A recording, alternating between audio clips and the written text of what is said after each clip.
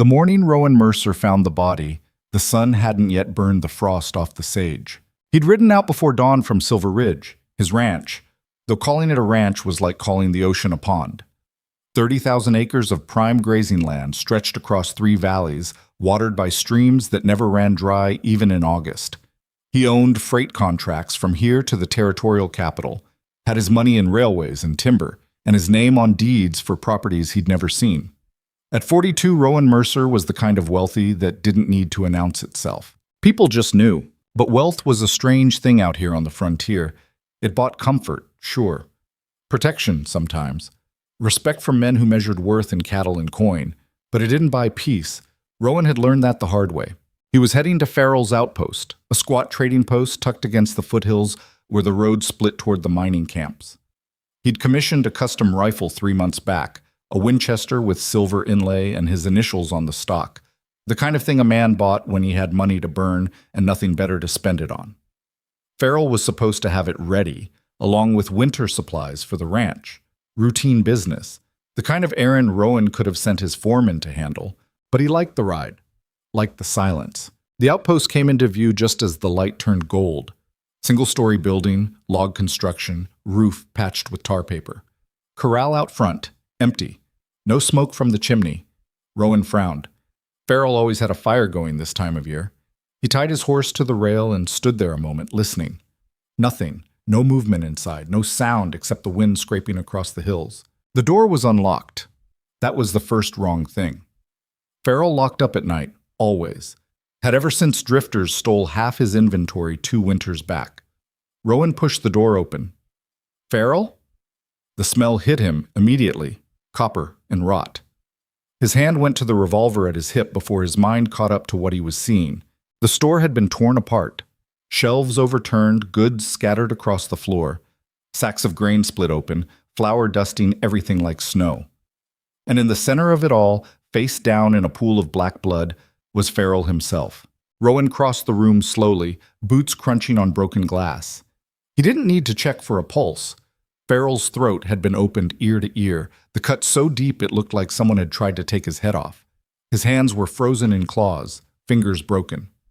Whoever did this had made him suffer first. Jesus, Rowan breathed. His stomach turned, but he didn't look away. You didn't survive long out here by being squeamish. Then he heard it, a sound from the back room. Faint. Could have been wind rattling a loose board, but it wasn't.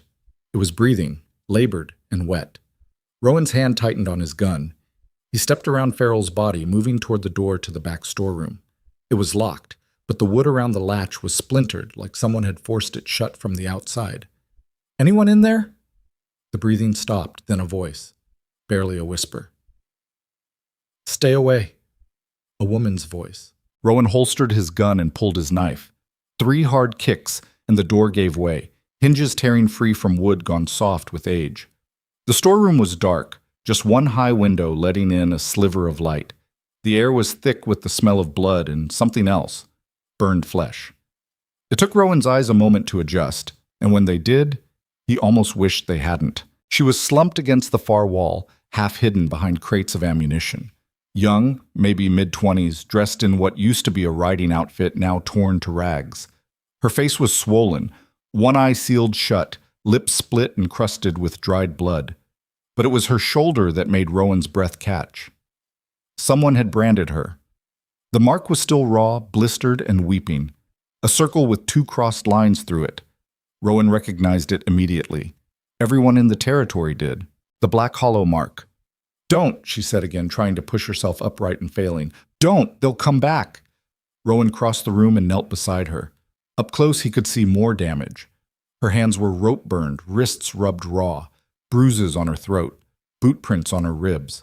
This hadn't been quick. They'd taken their time. They're gone, Rowan said, keeping his voice low and steady. It's just me. My name's Rowan Mercer. I'm going to get you out of here. She stared at him with her one good eye, and for a moment he thought she might try to fight. But then something in her face crumpled, and she nodded once. Seline, she whispered. My name is Seline Voss. Getting Seline onto his horse was harder than it should have been. She was thin, too thin, like she hadn't eaten properly in weeks. But every movement made her gasp or bite back a scream. Broken ribs, Rowan guessed. Maybe worse. He'd seen men kicked by horses who looked better than she did. He didn't take her back to town. Couldn't. The nearest doctor was in Briar's End, 12 miles south, and Briar's End was Black Hollow territory. The sheriff there, Marshal Cole Draven, was on their payroll. Everyone knew it, even if no one said it out loud. Taking Seline there would be like handing her back to whoever did this. Instead, Rowan rode north, toward Silver Ridge. He had a woman on staff, Clara Hayes, who'd worked as a nurse during the war. If anyone could patch Seline up without asking too many questions, it was Clara. The ride took 3 hours. Seline didn't speak, just clung to the saddle horn with white-knuckled hands and breathed through her teeth. Rowan kept one arm around her, steadying her when she swayed. Twice she passed out, and he had to stop to make sure she was still breathing. By the time they reached Silver Ridge, the sun was high and hot. The ranch spread out below them like something from a painting. Main house built from imported stone, barns and bunkhouses arranged in neat rows, corrals holding more horses than most towns had residents. It was beautiful. Rowan barely noticed anymore.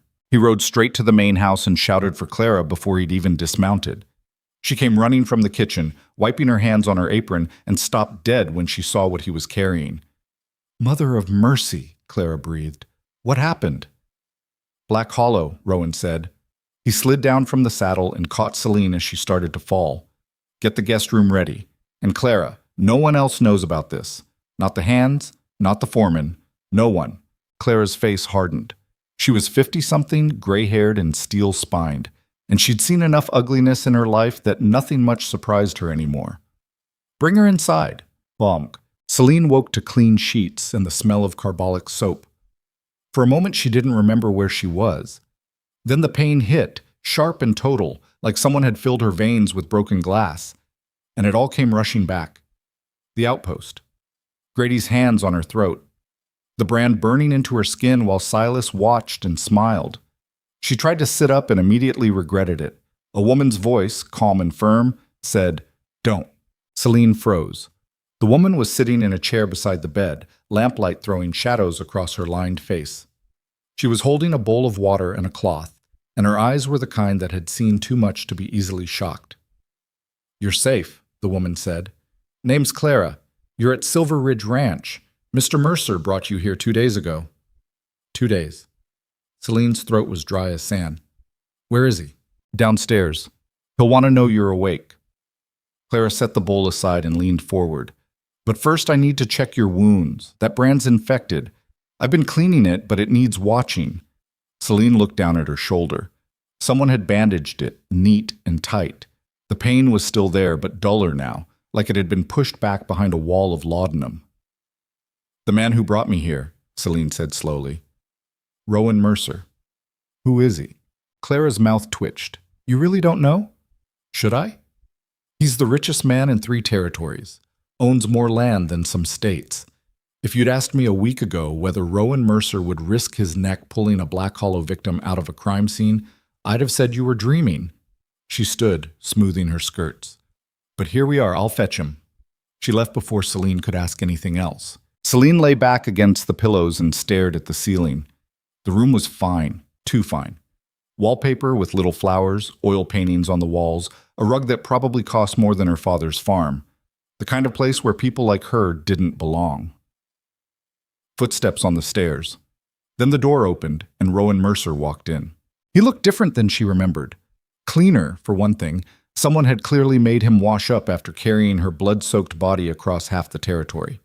He was tall, broad-shouldered, with dark hair starting to gray at the temples, and a face that would have been handsome if it wasn't so carefully blank.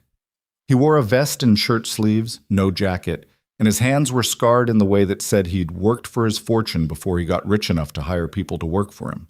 "Miss Voss," he said, and his voice was the same as she remembered, low and steady, the kind of voice that didn't waste words. "How are you feeling?" Seline almost laughed. It came out as a cough instead. "Like I got dragged behind a horse for 10 miles, but alive." "Thank you." Rowan pulled the chair closer and sat. "You don't need to thank me. Any decent person would have done the same." "No," Seline said. They wouldn't have. Not when Black Hollow's involved. Something flickered across Rowan's face. Tell me what happened. So she did. Not all of it, not yet, but enough. How she'd been traveling with her brother, headed for the mining camps where he'd heard there was work. How they'd stopped in Briar's End for supplies and made the mistake of crossing paths with Boone Rayner in a saloon. How her brother had defended her when Boone got handsy, and how Boone had smiled and said, "I'll remember that." 3 days later, men in black dusters rode into their camp at night, dragged her brother off his horse, and beat him until he couldn't stand. Then they took him. Seline tried to follow, tried to fight, and woke up in chains in a basement that smelled like old blood. They kept me there for 2 weeks, Seline said. Her voice was flat, mechanical. Grady Pike. He's their enforcer. He wanted to break me, make me compliant. That's what he called it, compliant. She touched the bandage on her shoulder. This was supposed to remind me who I belonged to. Rowan's face had gone very still. And your brother? Seline closed her eyes. They killed him, slowly. Silas Rayner, he's Boone's older brother, runs the whole operation. He made me watch, said it was a lesson. The room was silent except for the ticking of a clock somewhere downstairs. Why'd they leave you alive? Rowan asked finally. I don't know. Maybe they got bored. Maybe they figured I'd run and they could hunt me down later. Seline opened her eyes. Or maybe they just wanted me to suffer longer. Rowan stood and walked to the window. He stood there for a long moment, looking out at his land, his empire, all that money and power spread out under the sky. The Black Hollow Syndicate, he said quietly, has been operating in this territory for 8 years. They started small, protection rackets, claim jumping, the usual outlaw business. But then they got smart, started buying people, lawmen, judges, freight companies. Now they move women and children like cattle, smuggle goods through legitimate channels, and no one can touch them because half the territory's in their pocket. He turned back to face her. I've been trying to bring them down for 3 years, ever since they killed my wife. Seline stared at him. Your wife? Emily. Rowan's voice didn't change, but his hands clenched at his sides. She was running a charity, helping women who'd been trafficked, trying to get them to safety. She uncovered a route the syndicate was using, hidden compartments in freight cars disguised as livestock shipments. She brought the evidence to Marshal Draven, thinking he'd help. His jaw tightened. He went straight to Silas. They found her body 3 days later in a ravine, made it look like a riding accident. I'm sorry, Seline said, and meant it. Rowan shook his head. After she died, I tried everything, hired investigators, private detectives, even contacted the territorial governor. Nothing worked. The syndicate's reach is too deep. I could buy 100 men, but I can't buy justice. Not when the system itself is rotten. He moved back to the chair and sat, leaning forward with his elbows on his knees. Miss Voss, Seline, I didn't just bring you here out of charity. I brought you here because you've seen the inside of their operation. You know their faces, their routines, where they keep their prisoners. That's worth more than all my money combined. Seline's heart was pounding. What are you saying? I'm saying I can protect you. I can give you a safe place to heal, resources, anything you need. But in return, he paused. In return, I want to burn them down. All of them. And I need your help to do it. Seline looked at him for a long time. This man with his fine house and his imported wallpaper, his land and his money, and his empty bed where a good woman used to sleep. He was offering her a deal. Revenge wrapped in the language of mutual benefit. Smart. But also dangerous. The Black Hollow Syndicate didn't forgive, and they didn't forget. Going after them meant all or nothing. It meant blood. But then Seline's hands were already stained. I want Silas Rayner dead, she said, and Boone and Grady Pike. I want them to suffer the way my brother suffered, the way I suffered. Then we're agreed, Rowan said. Not yet. Seline pushed herself upright, ignoring the pain screaming through her ribs. I need to know something first. Why do you really care? You could take your money and leave. Go somewhere civilized, somewhere safe. Why stay here and fight a war you can't win? Rowan was quiet for a moment. When he spoke, his voice was raw in a way it hadn't been before. Because Emily asked me to.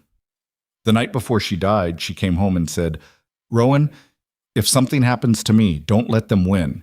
Don't let them keep doing this. I promised her I wouldn't. He met Celine's eyes.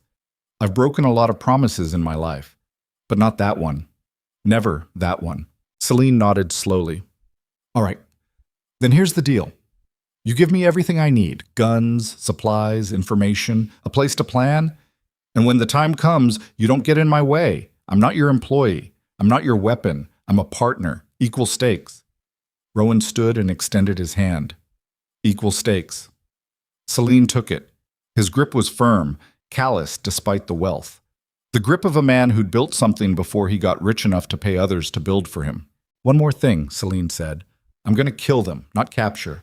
Not turn them over to some bought-off marshal. Kill. If that's a problem for you. It's not, Rowan said simply. And just like that, the war began. Geez.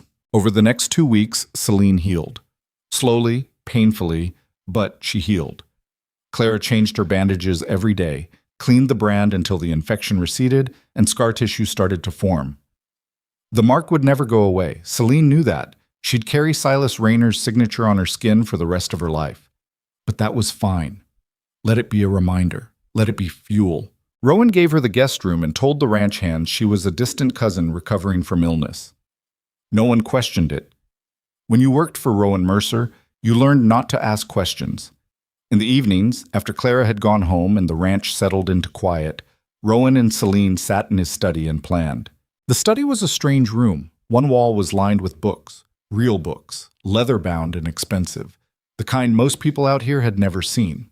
Another wall held maps, dozens of them, showing freight routes and mining claims and water rights.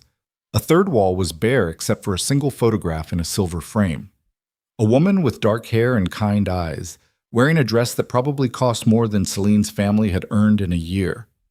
Emily Mercer, the wife, the promise. Tell me about the ranch, Rowan said on the third night. He'd brought whiskey, 2 glasses, and a notebook. The Syndicate Ranch, where they took you. Seline closed her eyes, pulling up the memory. It's north of Briar's End, maybe 15 miles. Up in the hills where the pine starts to get thick. You wouldn't know it was there unless you were looking. Looks like any other cattle operation from the outside. Corrals, bunkhouse, main lodge. But underneath? She opened her eyes. Underneath there's a whole second level. Dug into the hillside. That's where they keep the prisoners. That's where they took my brother. Rowan was writing, his pen scratching across paper. How many men? I counted maybe 20 when I was there, but they rotate. Some are just ranch hands, don't know what's happening below. Others, she shuddered, others are true believers. Grady's crew, they enjoy the work. Guards? 2 at the main entrance, 1 at the tunnel that leads down to the cells. More during transport days. Transport days? Seline nodded.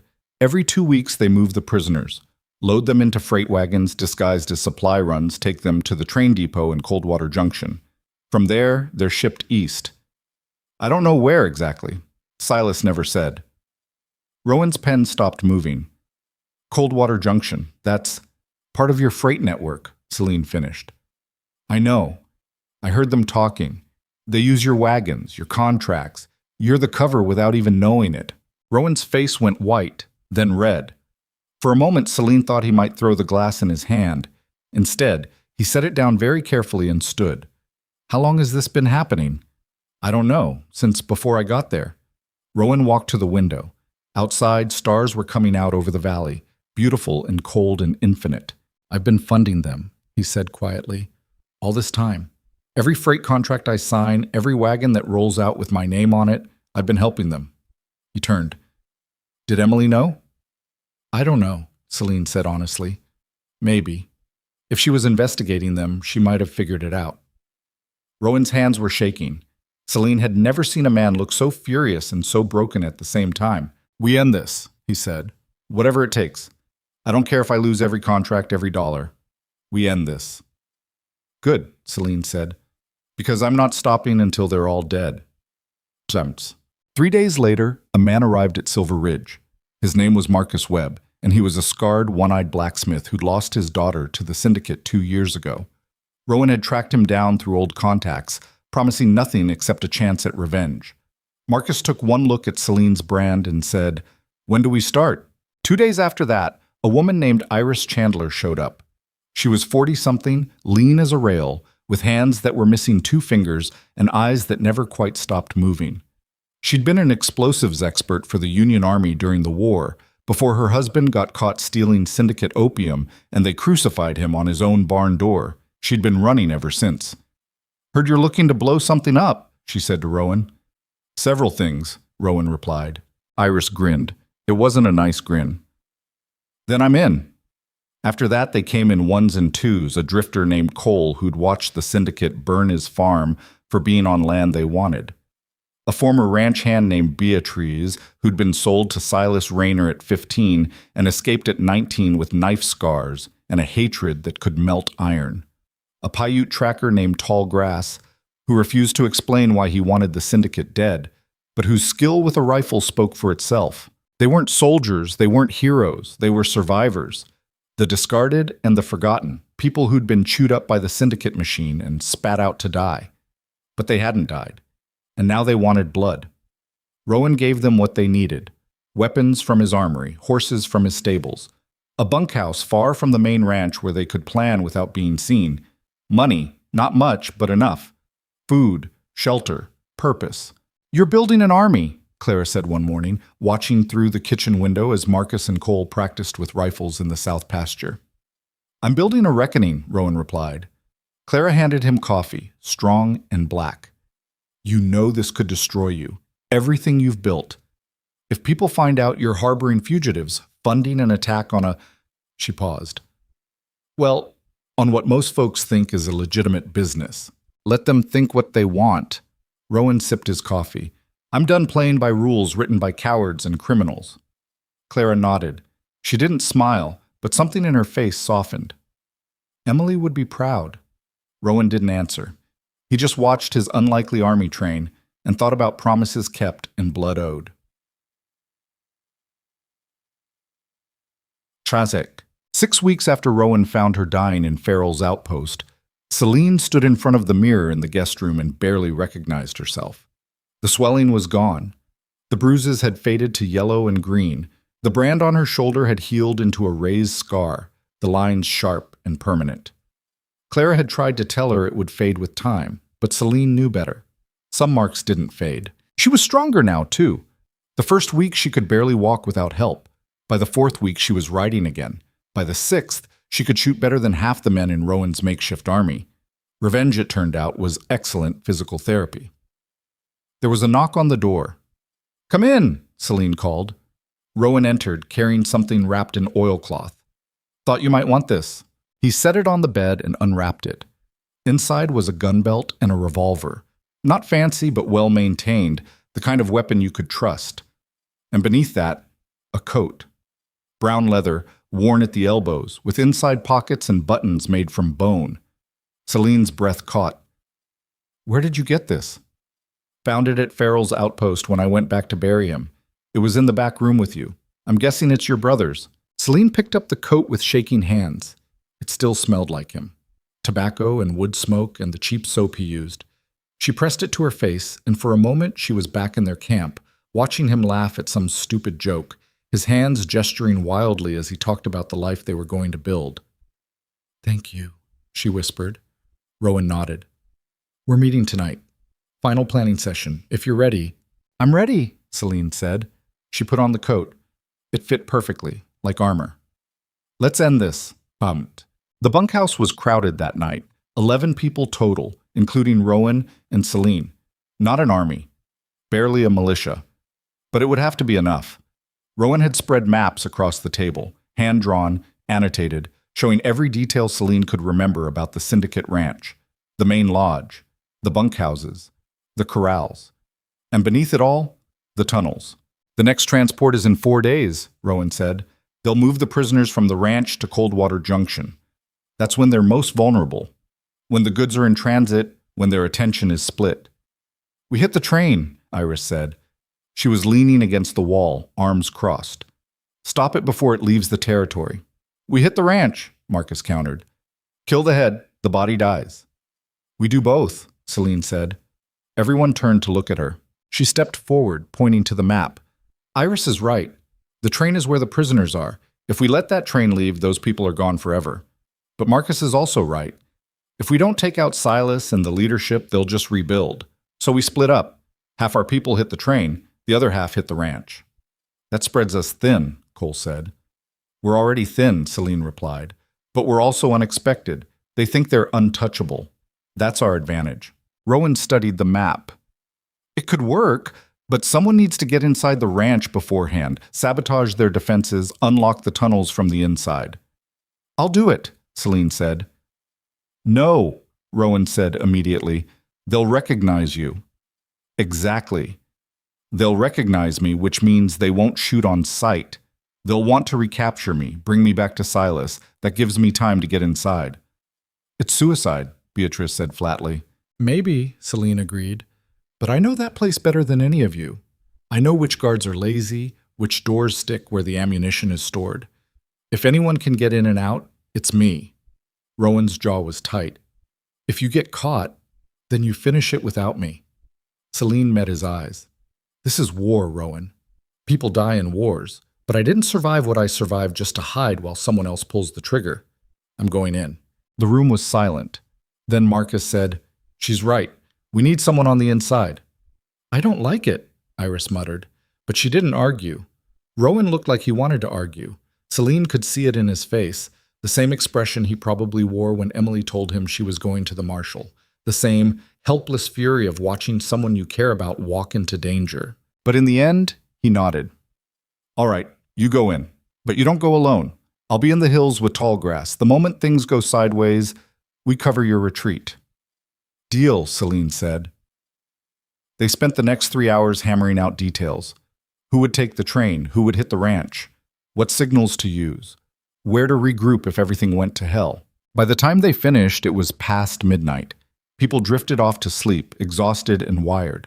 But Seline stayed, staring at the map, memorizing every line. She felt Rowan's presence before she heard him. He moved quietly for a big man. Can't sleep? He asked. Not yet. Seline traced the route from the ranch to Coldwater Junction. Rowan, if this doesn't work, if I don't make it out, don't, Rowan said. Don't talk like that. I have to. She turned to face him. If I don't make it, I need you to promise me something. My brother's buried somewhere on that ranch. In an unmarked grave, probably.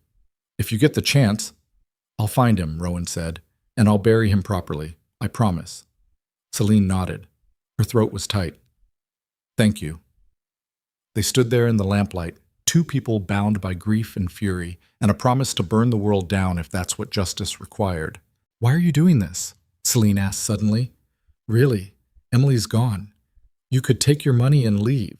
Start over somewhere new. Why stay? Rowan was quiet for a long time. When he finally spoke, his voice was rough. Because I failed her.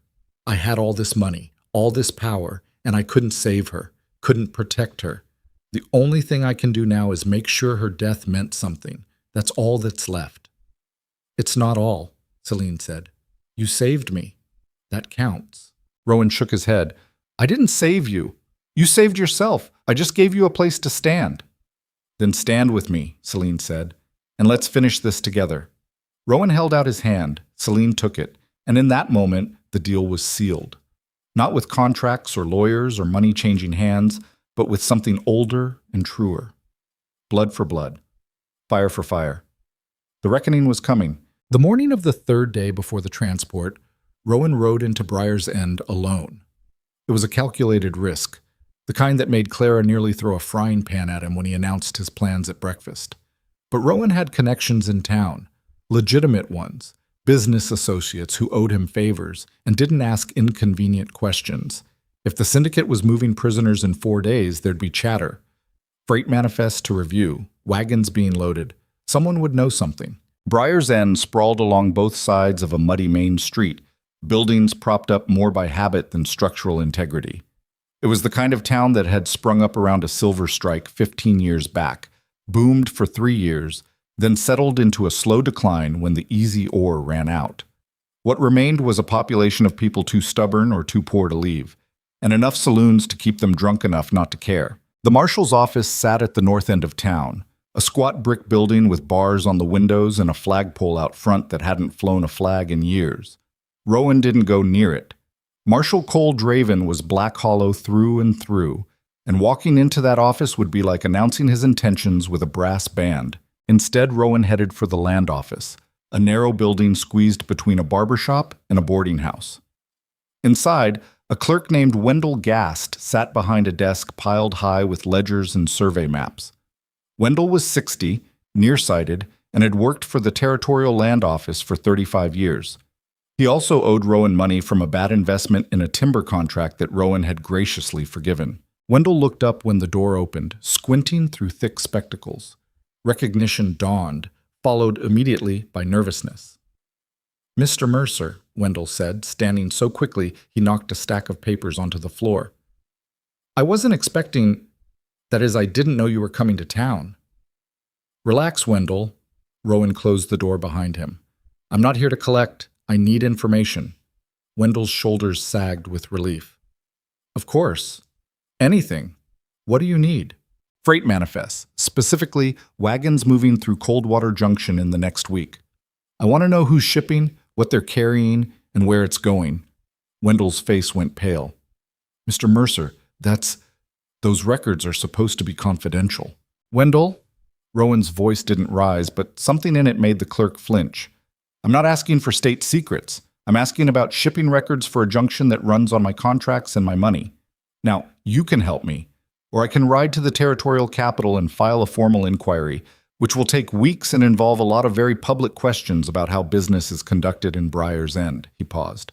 "Or you can spend 10 minutes pulling files, and we both walk away happy." Wendell swallowed hard. Then he nodded and disappeared into the back room. Rowan stood by the window, watching the street. Two cowboys staggered out of the Broken Spur saloon, midday drunk. A woman in a faded dress swept the boardwalk in front of the general store. Normal life. People going about their business, unaware or uncaring that beneath the surface of this shabby town, children were being sold like livestock. Wendell returned carrying a leather folder stuffed with papers. "These are all the manifests filed for Coldwater Junction over the next 10 days. Mr. Mercer, if anyone finds out I showed you these, no one will find out," Rowan said. He took the folder and flipped it open. Most of it was mundane: timber shipments, mining equipment, agricultural supplies. Then, buried in the middle, he found it. A manifest dated 4 days from now, filed under the name Silver Pine Livestock Company. The cargo was listed as cattle and feed. The destination was Millbrook Station, 300 miles east. Silver Pine Livestock didn't exist. Rowan knew every legitimate outfit in the territory, and he'd never heard that name, which meant it was a shell, a paper company created just to move freight without raising questions. "This one," Rowan said, tapping the manifest. "Who filed it?" Wendell leaned over, squinting at the signature. "That would be... Oh, that's Harold Finch. He's a freight agent, works mostly for..." He stopped. "For who, Wendell?" Wendell's voice dropped to a whisper. "For the Rainer operation, up in the hills." Rowan's jaw tightened. "How many wagons?" "The manifest says 4, heavy load, based on the weight estimates."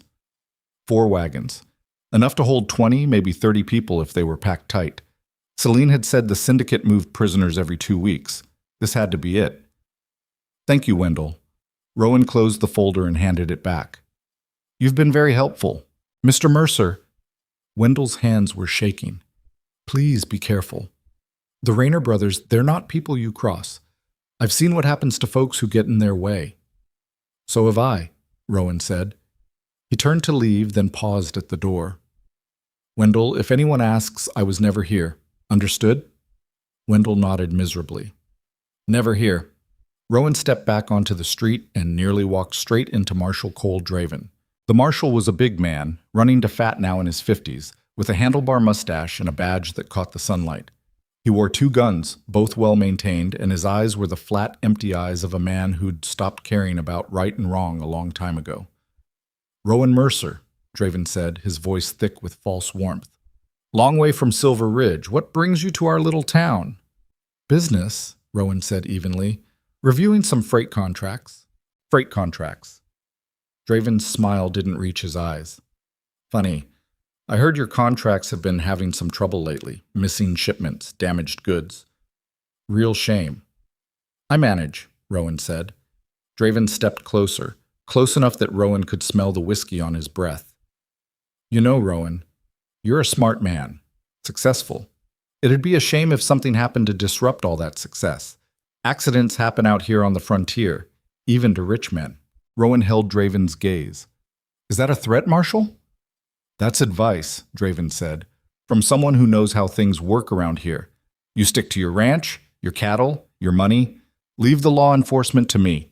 Everyone stays happy. I'll keep that in mind, Rowan said. He pushed past Draven and walked back to his horse, every muscle in his body tight with the effort of not turning around and putting a bullet in the corrupt lawman's skull. But that would come later. Right now he had information, and information was worth more than revenge. He rode out of Briar's End without looking back. That night, Rowan gathered everyone in the bunkhouse and spread the manifest on the table. 4 wagons, he said. Silver Pine Livestock Company, which doesn't exist. Departing Coldwater Junction in 4 days, headed east to Millbrook Station. That's our target. Iris leaned forward, studying the route. Coldwater Junction's in the open. No cover, just flat grassland for miles. If we hit them there, we're exposed. We don't hit them at the junction, Seline said. She traced a line on the map with her finger. We hit them here. Broken Mesa Canyon. It's the only route from the junction to Millbrook that doesn't add 2 days to the journey. Narrow walls, plenty of cover, and only one way through. Marcus whistled low. A bottleneck. They'll be trapped. Exactly, Seline said. We set up on the ridge, wait for the wagons to enter the canyon, then block both ends. They'll have nowhere to run. What about the prisoners? Beatrice asked. If there's a fight, they're caught in the crossfire. That's why we move fast, Rowan said. The moment we have control, we open the wagons and get the prisoners to safety. No hesitation, no delays. Cole, the drifter, scratched his jaw. And what about the ranch? While we're hitting the canyon, Silas and his people are still up in the hills. That's my job, Seline said. I go in the night before the transport, create chaos, unlock the cells, sabotage their ammunition stores. By the time they realize what's happening, we're already gone. You'll need a diversion, Tallgrass said. His voice was quiet, thoughtful. Something to pull the guards away from the tunnels. Fire, Iris said immediately. I can rig something in the barn. Slow burn, give Seline time to get in position before it goes up. Rowan looked around the table. Everyone clear on their roles? Iris and Marcus take the canyon with 6 others. I stay with Tallgrass on overwatch for Seline. Once she's clear, we regroup and hit them from behind while they're dealing with the fire. And if things go wrong? Beatrice asked. Then we improvise, Seline said. But one way or another, this ends in 4 days. The next 2 days passed in a blur of preparation. Iris worked on her explosives, mixing powders and testing fuses in a shed far from the main buildings. Marcus and Cole rode out to scout Broken Mesa Canyon, mapping sight lines and ambush positions. Beatrice checked weapons, cleaned guns, sharpened knives until they could split hairs. Seline spent her time memorizing the plan, going over every detail until she could navigate the Syndicate Ranch blindfolded. At night, she lay in the guest room and stared at the ceiling, her brother's coat draped over the chair like a ghost. On the morning of the 3rd day, Clara found her in the kitchen before dawn, drinking coffee and staring at nothing. Can't sleep? Clara asked. Haven't been able to for days, Seline admitted. Clara poured herself a coffee and sat down. For a while, neither of them spoke. Then Clara said, You don't have to do this, you know. You could leave. Rowan would understand. No, he wouldn't, Seline said, and neither would I. You're going to get yourself killed. Maybe. Seline turned to look at the older woman. But I'm already dead if I run. You can't live with something like this inside you. It eats you from the inside out until there's nothing left but anger and shame. I need to finish it. Not for justice, not for revenge, just so I can breathe again. Clara's eyes were sad but understanding. Emily used to say something similar. I can't be happy in a world this broken. I have to at least try to fix my piece of it. That's what got her killed. I know, Seline said. But you're going anyway. I'm going anyway. Clara reached across the table and squeezed Celine's hand. Then come back alive. That house is too full of ghosts already. Late that afternoon, Rowan found Seline in the barn, checking her saddle for the third time. Nervous? He asked. Terrified, Seline said honestly. But that's good. Keeps you sharp. Rowan leaned against a post, arms crossed. He looked tired, Seline thought. Not physically, he was in better shape than most men half his age, but tired in the way people got when they'd been carrying something heavy for too long. I've been thinking about Emily, Rowan said suddenly, about the last conversation we had. She was packing a bag, getting ready to take evidence to the marshal. I told her it was too dangerous, that she should wait, let me handle it. She said, he stopped, his throat working. She said, Rowan, you're good at making money and building things, but you're not good at seeing people. I see them. I see what they need, what they're suffering, and I can't look away. She was right, Seline said. I know. Rowan's voice was rough. I spent 3 years trying to take down the syndicate from a distance, throwing money at the problem, hiring people, working through channels. It never occurred to me to just do it myself, to get my hands dirty. That's what she would have done. It's not too late, Seline said. Rowan met her eyes. Tomorrow night, when you go into that ranch, I want you to know that if something happens, if it goes wrong, I'm not leaving you behind. I don't care what we agreed. I'm not losing someone else to those animals. Seline felt something twist in her chest. Rowan, I mean it, Rowan said. You're not expendable. You're not a weapon I'm using. He stopped, searching for words. You're what Emily would have wanted me to protect. And I failed her, but I won't fail you. For a moment, Seline didn't know what to say. This man with all his money and power and grief looking at her like she mattered, like she was worth saving. Then don't get yourself killed trying to save me, Seline said finally, because I'm planning to walk out of there on my own 2 feet, and I'd prefer not to have your death on my conscience. Rowan smiled. It was a small, sad smile, but genuine. Deal. The night before the operation, Rowan couldn't sleep. He stood in his study looking at Emily's photograph. She smiled out at him from behind glass, frozen in a moment of happiness he could barely remember. They'd been married 7 years. Good years, mostly. She'd softened the rough edges he'd developed building his fortune, reminded him that money was a tool, not a purpose. I'm keeping my promise, he said to the photograph. I know you probably wouldn't approve of the methods. You always wanted to fix things the right way through the law, through proper channels. But those channels are poisoned, Emily, rotten from the inside. So I'm doing it your way, the way you actually did it, not the way you talked about it. I'm seeing people. I'm not looking away. The photograph didn't answer. It never did. Rowan poured himself whiskey, then poured it back. He needed to be sharp tomorrow, clear-headed, no mistakes. A knock at the door. Come in, he called. It was Seline, wearing her brother's coat and carrying a rifle. Can't sleep either? Seems to be going around, Rowan said. She crossed to the window and stood beside him. Outside, the ranch was dark except for lanterns in the bunkhouse where the others were doing final preparations. Tell me about her, Seline said. Emily? Not the saint everyone talks about, the real person. Rowan was surprised by the question, but maybe it was easier to talk about the dead the night before you might join them. She was stubborn, he said. Impossibly stubborn. Once she decided something was right, you couldn't budge her with dynamite. She grew up in Philadelphia, wealthy family, went to a real school, could have married some banker and spent her life going to parties and charity galas. Instead, she came west because she thought she could make a difference. Did she? Yes, Rowan said. She started a school for children whose parents worked the mines, taught them reading, writing, arithmetic. Then she started helping women who'd been trafficked, giving them shelter, helping them start over. The syndicate noticed, started putting pressure on her, trying to scare her off. She didn't scare. Sounds like someone I know, Seline said. Rowan glanced at her. You remind me of her sometimes.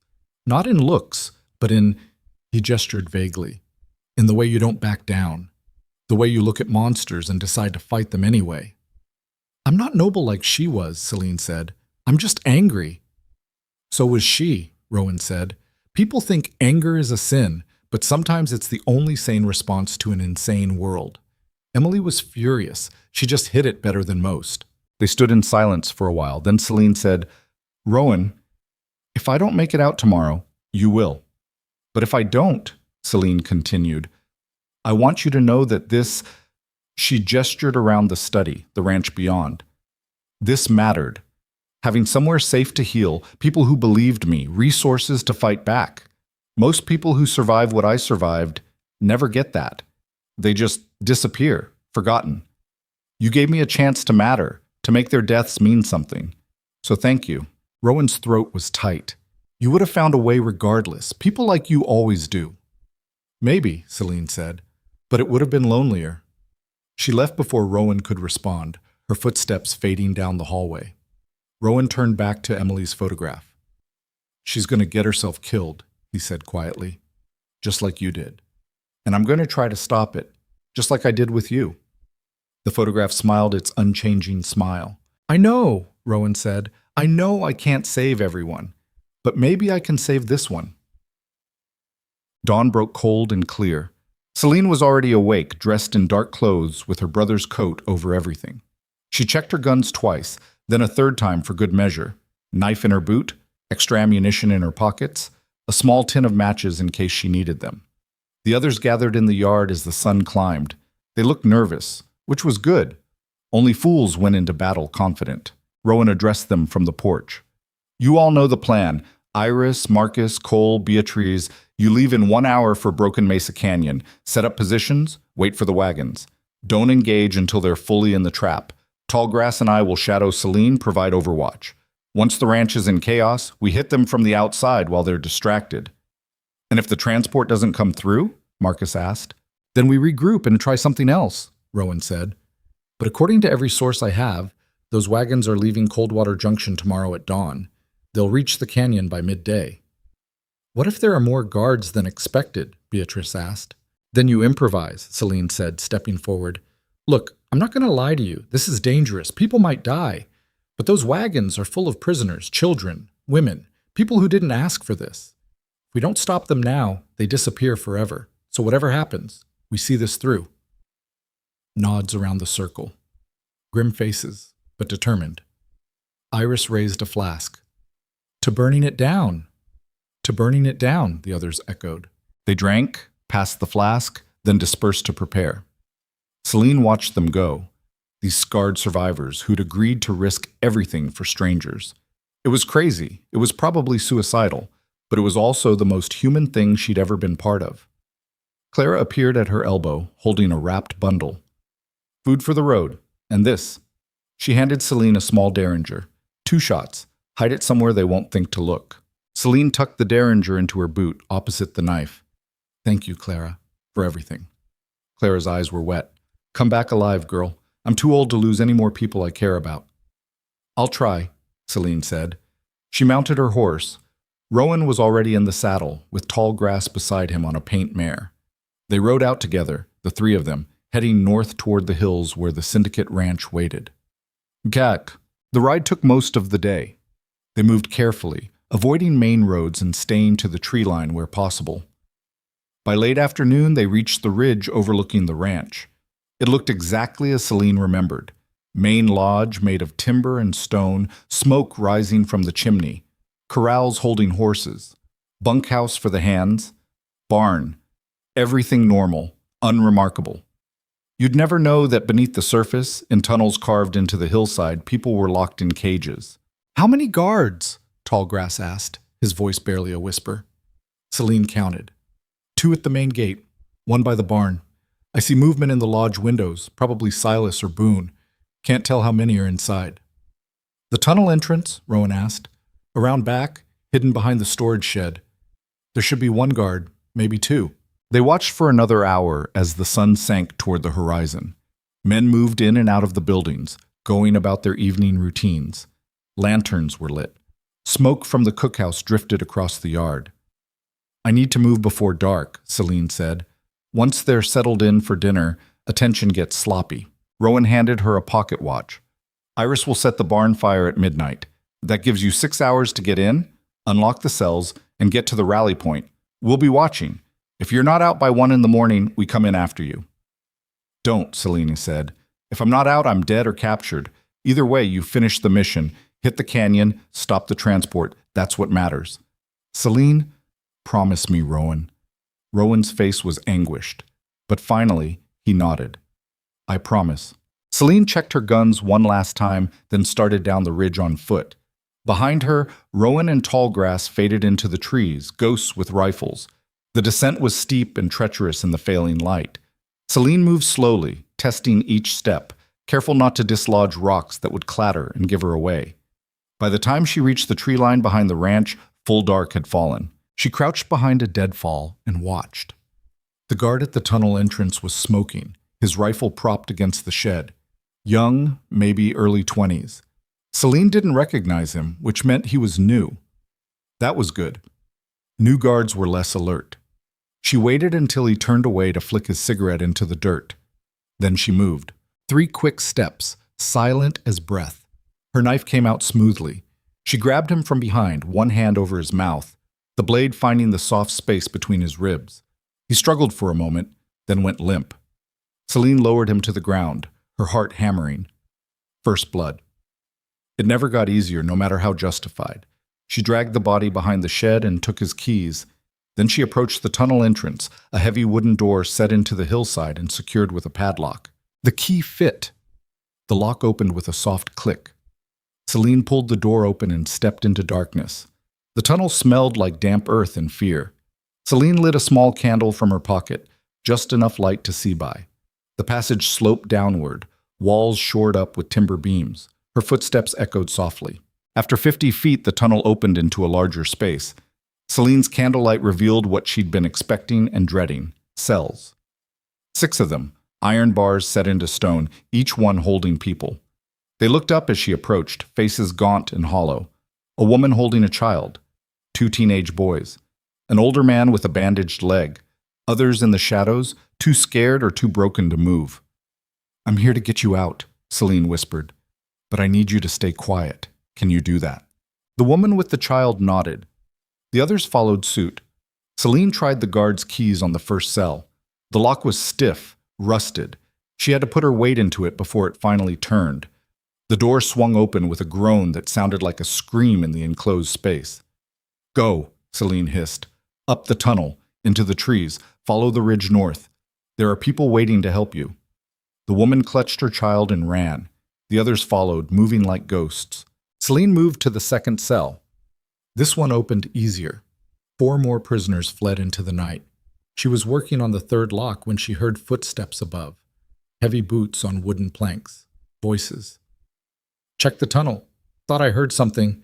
Seline's blood turned to ice. She blew out her candle and pressed herself against the wall, knife in one hand, gun in the other. The footsteps came closer. Light spilled down the tunnel entrance. Then a voice, loud and irritated. "Marcus, you down there? You were supposed to check in an hour ago." Seline held her breath. The guard she'd killed was named Marcus. They were looking for him. Silence. Then, "Probably drunk again. Go find him. I'll check the cells." Footsteps descending, a lantern's glow growing brighter. Seline waited until he was 3 steps into the chamber. Then she moved. She came out of the darkness like fury itself, knife leading. The guard saw her and tried to bring his rifle up, but she was faster. Her blade opened his throat. Hot blood sprayed across her face. He fell, gurgling, and didn't get up, but his lantern crashed to the ground, glass shattering, oil spreading. Flames licked across the floor. "Damn it," Seline breathed. Damn it," Seline yelled. She ran to the remaining cells, keys slipping in her bloody hands. The locks fought her. The fire was spreading, catching on old timber. Come on," she muttered. Finally, the last lock opened. 6 more prisoners stumbled out, coughing in the smoke. "Go!" Seline shouted, abandoning stealth. "Run!" They ran. Seline followed, the tunnel filling with smoke behind her. She burst out into the night air, gasping, and immediately heard shouts from the ranch. They knew. The fire, the bodies, the open cells. They knew. Seline ran for the trees, bullets kicking up dirt behind her. She heard Rowan's rifle crack from the ridge, saw a man fall. Then Tallgrass fired, and another guard went down. She hit the tree line and kept running, branches tearing at her face. Behind her, the ranch was chaos. Men shouting, lanterns swinging, more gunfire. Seline ran until her lungs burned, until her legs felt like they'd collapse. Then she stumbled into a small clearing and found Rowan waiting with the horses. "Get on," he said, voice tight. She mounted. They rode hard through the darkness, the sound of pursuit fading behind them. They didn't stop until they reached the rally point, a hidden canyon 2 miles north. The freed prisoners were there, huddled around a small fire that tall grass must have built. They looked terrified but alive. Seline dismounted on shaking legs and nearly collapsed. Rowan caught her. "You did it," he said. "Barely," Seline gasped. "They know. They'll be looking for us." "Let them look," Rowan said. "By tomorrow we'll have hit the canyon. Even if they come after us, it'll be too late." Seline nodded, too exhausted to argue. Clara's flask was in her hand suddenly, and she drank deep, the whiskey burning away the taste of smoke and blood. Around the fire, the freed prisoners watched her with something like awe. She'd saved them. She'd walked into hell and brought them out. But all Seline could think about was the 2 men she'd killed, their blood still drying on her hands, the way they'd looked at her in that last moment, surprised that death had come from someone so small. She told Rowan once that she was already dead inside, but that wasn't quite true. Part of her was still alive, still feeling, and that part screamed every time she took a life, even when it was necessary. Rowan sat down beside her, his presence solid and warm. "You all right?" "No," Seline said honestly, "but I will be. Once this is over." "Once this is over," Rowan repeated. It sounded like a promise, like something they were both holding on to, keeping them moving forward through the blood and smoke. The night stretched on. Somewhere in the hills behind them, the syndicate was mobilizing. And tomorrow, in a canyon far to the south, a freight train full of prisoners would roll into an ambush. The war was coming to a head, and there would be no going back. Morning came too fast and brought no comfort with it. Seline woke before dawn with her back against a rock and her brother's coat pulled tight around her shoulders. The freed prisoners huddled near the dying fire, sleeping in exhausted heaps. Rowan sat watch near the canyon entrance, rifle across his knees, staring out at the gray pre-dawn light, like he could see through the hills to whatever was coming. Seline stood, joints protesting, and walked over to him. "Any movement?" "Nothing yet," Rowan said. His voice was rough from lack of sleep. "But they'll come. Once Silas finds those empty cells and 2 dead guards, he'll know exactly what happened." "How long do we have?" "Hours, maybe. They'll need time to organize, figure out which direction we went. But not much time." He glanced at her. "You should eat something. It's going to be a long day." Seline wasn't hungry, but she forced down some dried meat and hardtack from Clara's provisions. Food was fuel, and she'd need every bit of strength before this was over. Around them, the prisoners began to stir, waking to a reality that was only marginally better than captivity. They were free, but hunted. Safe, but not for long. A woman approached, the one Seline had freed first, still clutching her daughter. The child couldn't have been more than 5, all wide eyes and tangled hair. "Thank you," the woman said. Her voice cracked on the words. "I don't know who you are, but thank you." Seline didn't know what to say. She'd killed 2 men last night, set a fire that probably destroyed evidence that could have brought down the syndicate through legal means, and put everyone here in danger. But looking at that little girl, she supposed some things were worth it. "You're not safe yet," Seline said. "We have people coming to take you somewhere secure, but until then, you need to stay quiet and stay hidden." "We will," the woman promised. "Anything. Just please don't let them take us back." "I won't," Seline said, and hoped it wasn't a lie. Tall grass emerged from the shadows, moving so silently Seline nearly jumped. "Riders," he said simply. 2 miles south. 6 men, maybe 7. Rowan stood immediately. "Ours or theirs?" "Can't tell yet, but they're moving fast." Celine's hand went to her gun. If it was syndicate hunters, they'd need to move the prisoners deeper into the canyon. If it was their own people... The riders appeared through the morning mist. Marcus in the lead, his scarred face grim. Behind him, Cole and 2 others Seline didn't know well. They looked like they'd ridden hard through the night. "We've got a problem," Marcus said, dismounting. "The transport's been moved up. Those wagons are leaving Coldwater Junction this morning, not tomorrow." Rowan cursed. "How do you know?" "We had someone watching the junction. Wendell, that clerk you talked to, sent word through back channels. The syndicate must have gotten spooked after last night. They're pushing the schedule up, trying to get the prisoners out before anyone else can interfere." "Where's Iris?" Seline asked. "Where's the rest of the team?" "Already at the canyon," Cole said. "Been there since last night. But if those wagons reach Broken Mesa in—" He checked his watch. 4 hours, maybe less. "We need to be in position." Rowan looked at the freed prisoners, then at Seline. She could see the calculation in his eyes. They couldn't take the prisoners with them to an ambush, but they couldn't leave them unprotected either. "Tall grass," Rowan said. "Can you get them to Silver Ridge? Take the back trails. Avoid main roads?" Tallgrass nodded. "It will take 2 days, but yes." "Clara will hide them until this is over." Rowan pulled a folded paper from his vest. "Give her this. It explains everything." "What about the syndicate?" one of the freedmen asked, fear sharp in his voice. "If they find us—" "They won't," Tallgrass said with absolute certainty. "I know these hills. I know places no white man has ever seen. You'll be safe." It wasn't much comfort, but it was all they had. The prisoners gathered what little they had, mostly just the clothes on their backs, and the desperate hope that this nightmare was finally ending. Seline watched them go, following Tallgrass into the trees like refugees from a war zone, which, she supposed, they were. "We need to move," Marcus said. "If we're not at the canyon before those wagons arrive, this whole thing falls apart." Rowan swung onto his horse. "Then let's ride, Juan." They pushed the horses hard, harder than was smart, but there was no choice. 4 hours to cover 20 miles of rough terrain and get into position before the syndicate freight rolled through. It was tight, too tight. Seline rode beside Rowan, the wind whipping her hair back, her brother's coat flapping behind her. She thought about those prisoners in the wagons, locked in darkness, probably terrified, not knowing whether they were being shipped to a brothel or a mine or just killed outright once they were far enough from witnesses. She thought about her brother, how he'd fought back against Boone Rayner in that saloon, how that one moment of courage had cost him everything, how Silas had smiled while her brother screamed. "You're thinking too much," Rowan said, glancing over at her. "Is that possible?" Seline asked. "Before a fight?" "Yes. You start thinking about what could go wrong. You freeze when it matters. I learned that the hard way." "How?" Rowan was quiet for a moment.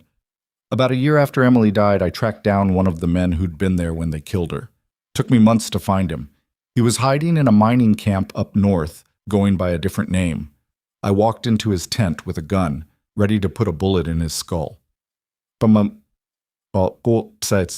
He paused. "But then I started thinking about Emily, about what she'd want, about whether revenge would actually make me feel better. And while I was thinking, he pulled a knife and nearly gutted me.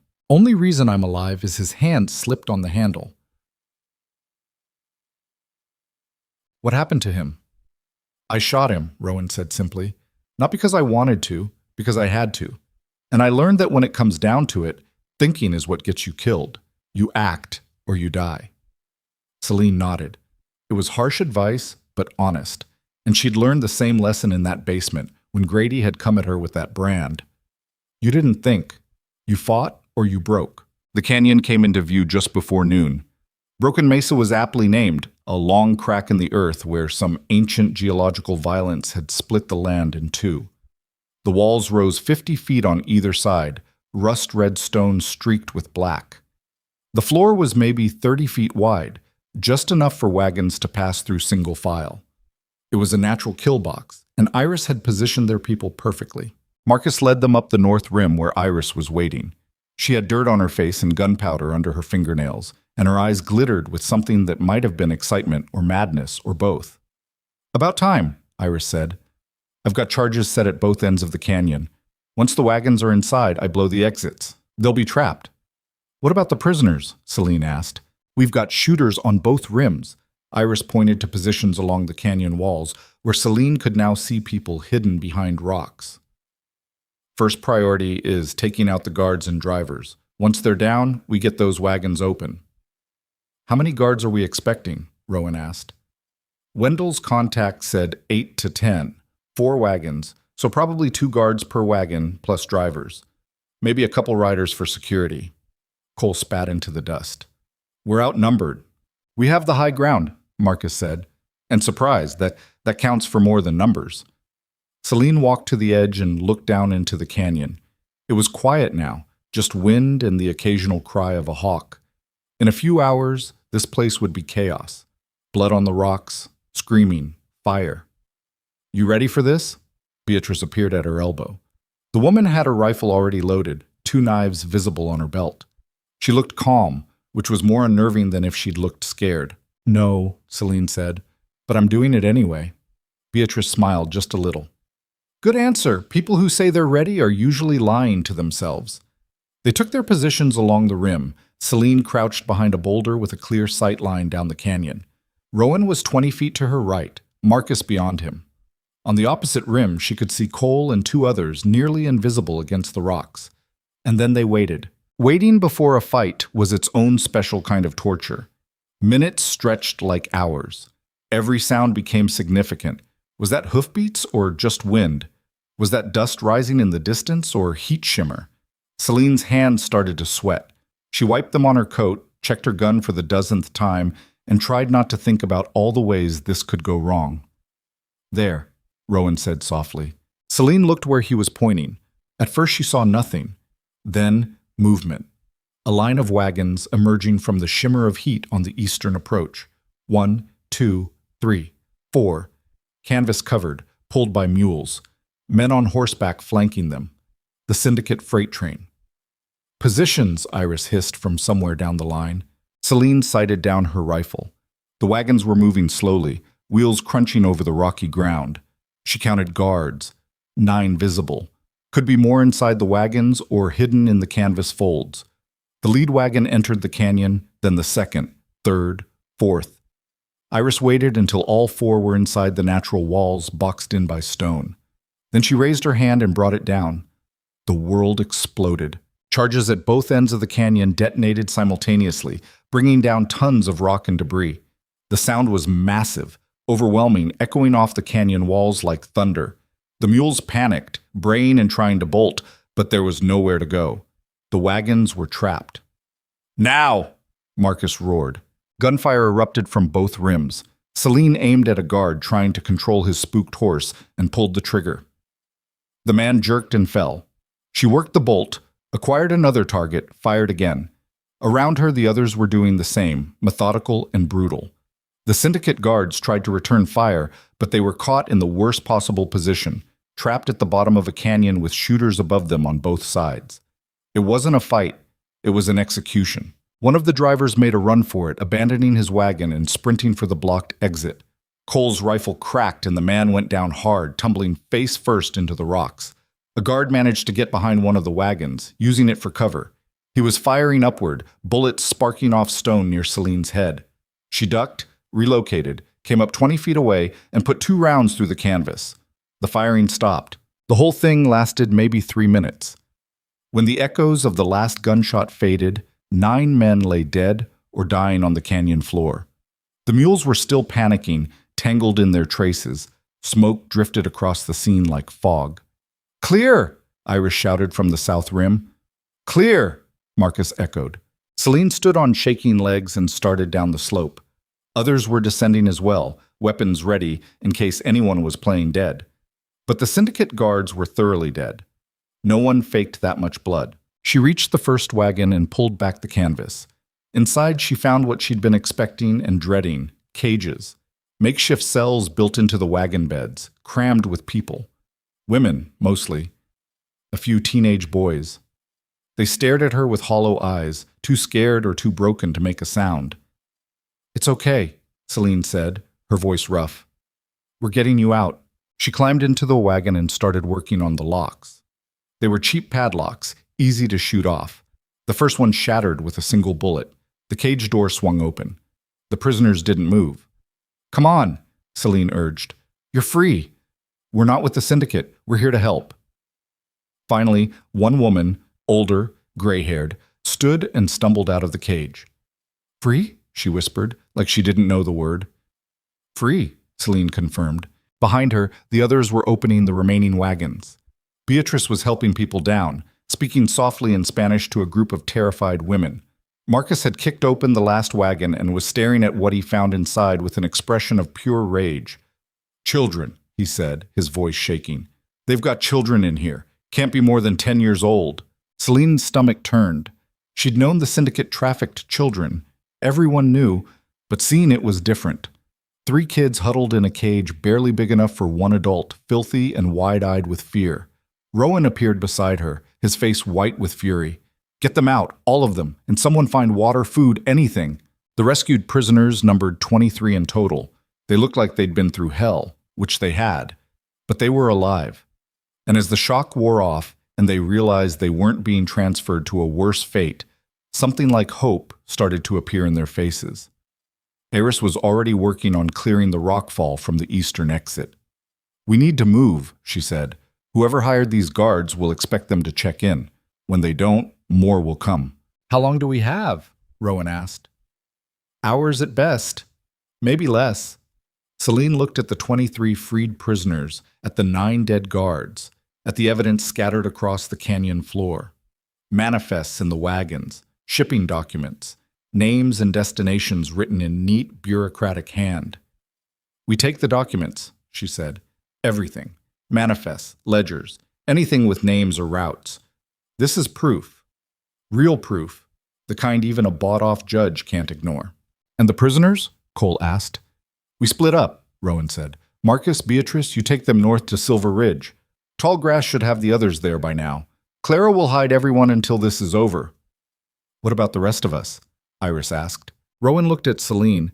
She knew what he was asking without words. They'd hit the transport, freed the prisoners, exposed the trafficking routes. But the head was still alive. Silas, Boone, Grady, they were still up in those hills, still running the operation. "We finish it," Seline said. "We go back to the ranch and end this permanently." "That's suicide," Beatrice said flatly. "They'll be ready for us now, fortified, armed, expecting an attack." "Probably," Seline agreed. "But if we don't finish them now, they rebuild. Find new routes, buy new officials, and in 6 months we're right back where we started. Except this time, they'll know we're coming." Marcus was nodding slowly. "She's right. Half measures don't work with people like the Rayners. You cut out the rot or it spreads." "How many of us are going?" Cole asked. Rowan looked around at their depleted group. "Anyone who wants to can leave. No judgment. You've all done more than anyone could ask." No one moved. These scarred survivors, these forgotten people who'd lost everything to the syndicate, they weren't leaving. Not yet. "All right then," Rowan said. "We rest here for an hour, tend wounds, eat, reload. Then we ride for the ranch. And this time, we don't leave until the syndicate is ash. But they buried the syndicate guards in a mass grave, which was more than the criminals deserved, but the only practical option. Leaving bodies to rot would attract attention they couldn't afford. Marcus said a few words, not prayers exactly, just an acknowledgement that death was death, even for evil men. The freed prisoners left with Marcus and Beatrice, moving north under the protection of armed escort. Seline watched them go and felt something twist in her chest. Those were the lucky ones. They'd survive this. But the people going back to the ranch? The odds weren't good. Iris distributed her remaining explosives. She had 3 more charges, each one enough to bring down a building if placed right. "Use them wisely," she said, "because after this, I'm out." Cole checked everyone's ammunition. They were running low. 2, maybe 3 reloads each. Against a fortified position with maybe 20 defenders, it wasn't encouraging math. "We're gonna die, aren't we?" one of the younger men asked. His name was Thomas, and he'd lost his sister to the syndicate 3 years ago. "Maybe," Rowan said honestly, "but we're taking them with us if we do." They rode through the afternoon, pushing tired horses over rough terrain. No one talked much. What was there to say? They were heading into what amounted to a frontal assault on a defended position with limited ammunition and no reinforcements. It was the kind of tactical situation military academies used as an example of what not to do. But sometimes you did it anyway, because the alternative was living with what you didn't do. The sun was starting to sink when they crested the ridge above the syndicate ranch. From this height, they could see smoke still rising from the barn. Seline's fire from last night was apparently still smoldering. The main lodge looked intact, but there was activity everywhere. Men moving with purpose, building barricades, positioning weapons. "They're expecting us," Iris observed. "Good," Seline said. "Let them be afraid for once." Rowan surveyed the scene with a tactician's eye. "The tunnel entrance is still our best way in. If we can get inside, we can hit them from below while they're focused on defending the perimeter." That tunnel's going to be guarded now, Cole pointed out. Probably sealed. Then we unseal it, Seline said. She turned to Iris. Can you blow the door? Can and will, Iris said with a grim smile. They left the horses hidden in a ravine and moved on foot through the gathering dusk. 7 of them now. Rowan, Seline, Iris, Cole, and 3 others whose names Seline had learned, but whose stories she didn't know. 7 people against an empire. The tunnel door was indeed sealed, barricaded from the inside with what looked like timber and sandbags. 2 guards stood watch, alert and nervous. I can take them, Cole whispered. Wait, Rowan said. He was looking at something else, a drainage culvert that ran from the main lodge down the hillside, probably for channeling rainwater. It was narrow, maybe 2 feet wide, partially covered with an iron grate. That leads inside? Seline asked. If the ranch is built the way I think it is, yes. Wealthy operations like this always have drainage. Too much water pools in those underground chambers, you get flooding. You want us to crawl through a drainage pipe? One of the men asked incredulously. I want to get inside without alerting every guard in the territory, Rowan replied. They studied the culvert. It would be tight, miserable, probably full of things Seline didn't want to think about, but it would get them inside. I'll go first, Seline said. I know the layout below. Not alone, Rowan said immediately. Then you come second. But someone needs to stay up here and hit the front when we signal. Create confusion, split their attention. Iris cracked her knuckles. That's what explosives are for. You get inside, get into position. When you're ready, signal us. I'll blow something large and loud. They'll come running, and you hit them from behind. It wasn't a great plan, but it was a plan, which was more than they'd had 5 minutes ago. Seline approached the culvert. The grate came off with some effort, revealing a dark hole that smelled like wet stone and decay. She looked at Rowan. If I get stuck, you won't, Rowan said. But if I do, then I'll pull you out or die trying. Now stop stalling and get in there. Seline took a breath and slid into the culvert head first. It was worse than she'd imagined. The space was barely wide enough for her shoulders. Water trickled along the bottom, cold and foul-smelling. She could hear things moving in the darkness ahead. Rats, probably, or worse. But she kept moving, army crawling through the dark, trying not to think about the tons of earth above her, or what would happen if the pipe collapsed. Behind her, she heard Rowan enter the culvert. Then came the sound of metal scraping on stone as he pulled the grate back into place, hiding their entry point. They crawled for what felt like hours, but was probably minutes. The pipe angled downward, deeper into the hillside. Celine's elbows were screaming, her back cramping from the confined space. Then ahead, she saw light. The pipe opened into one of the underground chambers. Seline emerged like she was being born, falling out of the culvert onto cold stone floor. Rowan followed a moment later, both of them soaked and filthy. They were in a storage room of some kind, crates stacked along the walls. No guards. But Seline could hear voices nearby, echoing through the tunnels. Supposed to check in 2 hours ago. Something's wrong. Silas is upstairs. Should we tell him? And say what? That we lost contact with the transport? He'll string us up. The voices moved away. Seline and Rowan waited until silence returned, then moved carefully into the main tunnel. The cells she'd opened last night were empty now, just blood and char marks from the fire. But there were other rooms, other passages. They moved deeper, checking each chamber. One room held ledgers, years' worth of trafficking records, names, payments, routes. Rowan started shoving them into a sack he'd brought. Evidence, he muttered. Even if we don't make it out, someone will find this. Another room held weapons, crates of rifles, ammunition, even dynamite. Seline grabbed what she could carry, extra rounds stuffing her pockets until they bulged. Then they found the last room, and Celine's breath caught. It was a trophy room in the sickest sense. Belongings taken from victims, photographs, personal items, and on the wall, burned into the wood like a brand, dozens of names, a memorial to the dead kept by their killers like hunting trophies. Seline scanned the names, and there, halfway down, she found it. Daniel Voss, her brother's name, marked in ash and memory. Seline, Rowan said softly, but she was already moving, her hand reaching up to touch the letters like they were sacred. They kept a record, she whispered. They killed him and kept a record. Like he was nothing. Like he was just another rage, white hot and total, flooded through her. All the grief she'd been holding back, all the fear and shame and broken pieces of herself, it crystallized into something pure and deadly. "I'm going to kill them," Seline said. Her voice was calm, flat. "All of them. Slowly." "Good," Rowan said, and he meant it. They continued through the tunnels until they reached the stairs leading up to the main lodge. Voices above, clearer now. The sound of boots on wooden floors. Seline checked her gun. 6 rounds. Not enough. It would never be enough. "Ready?" Rowan asked.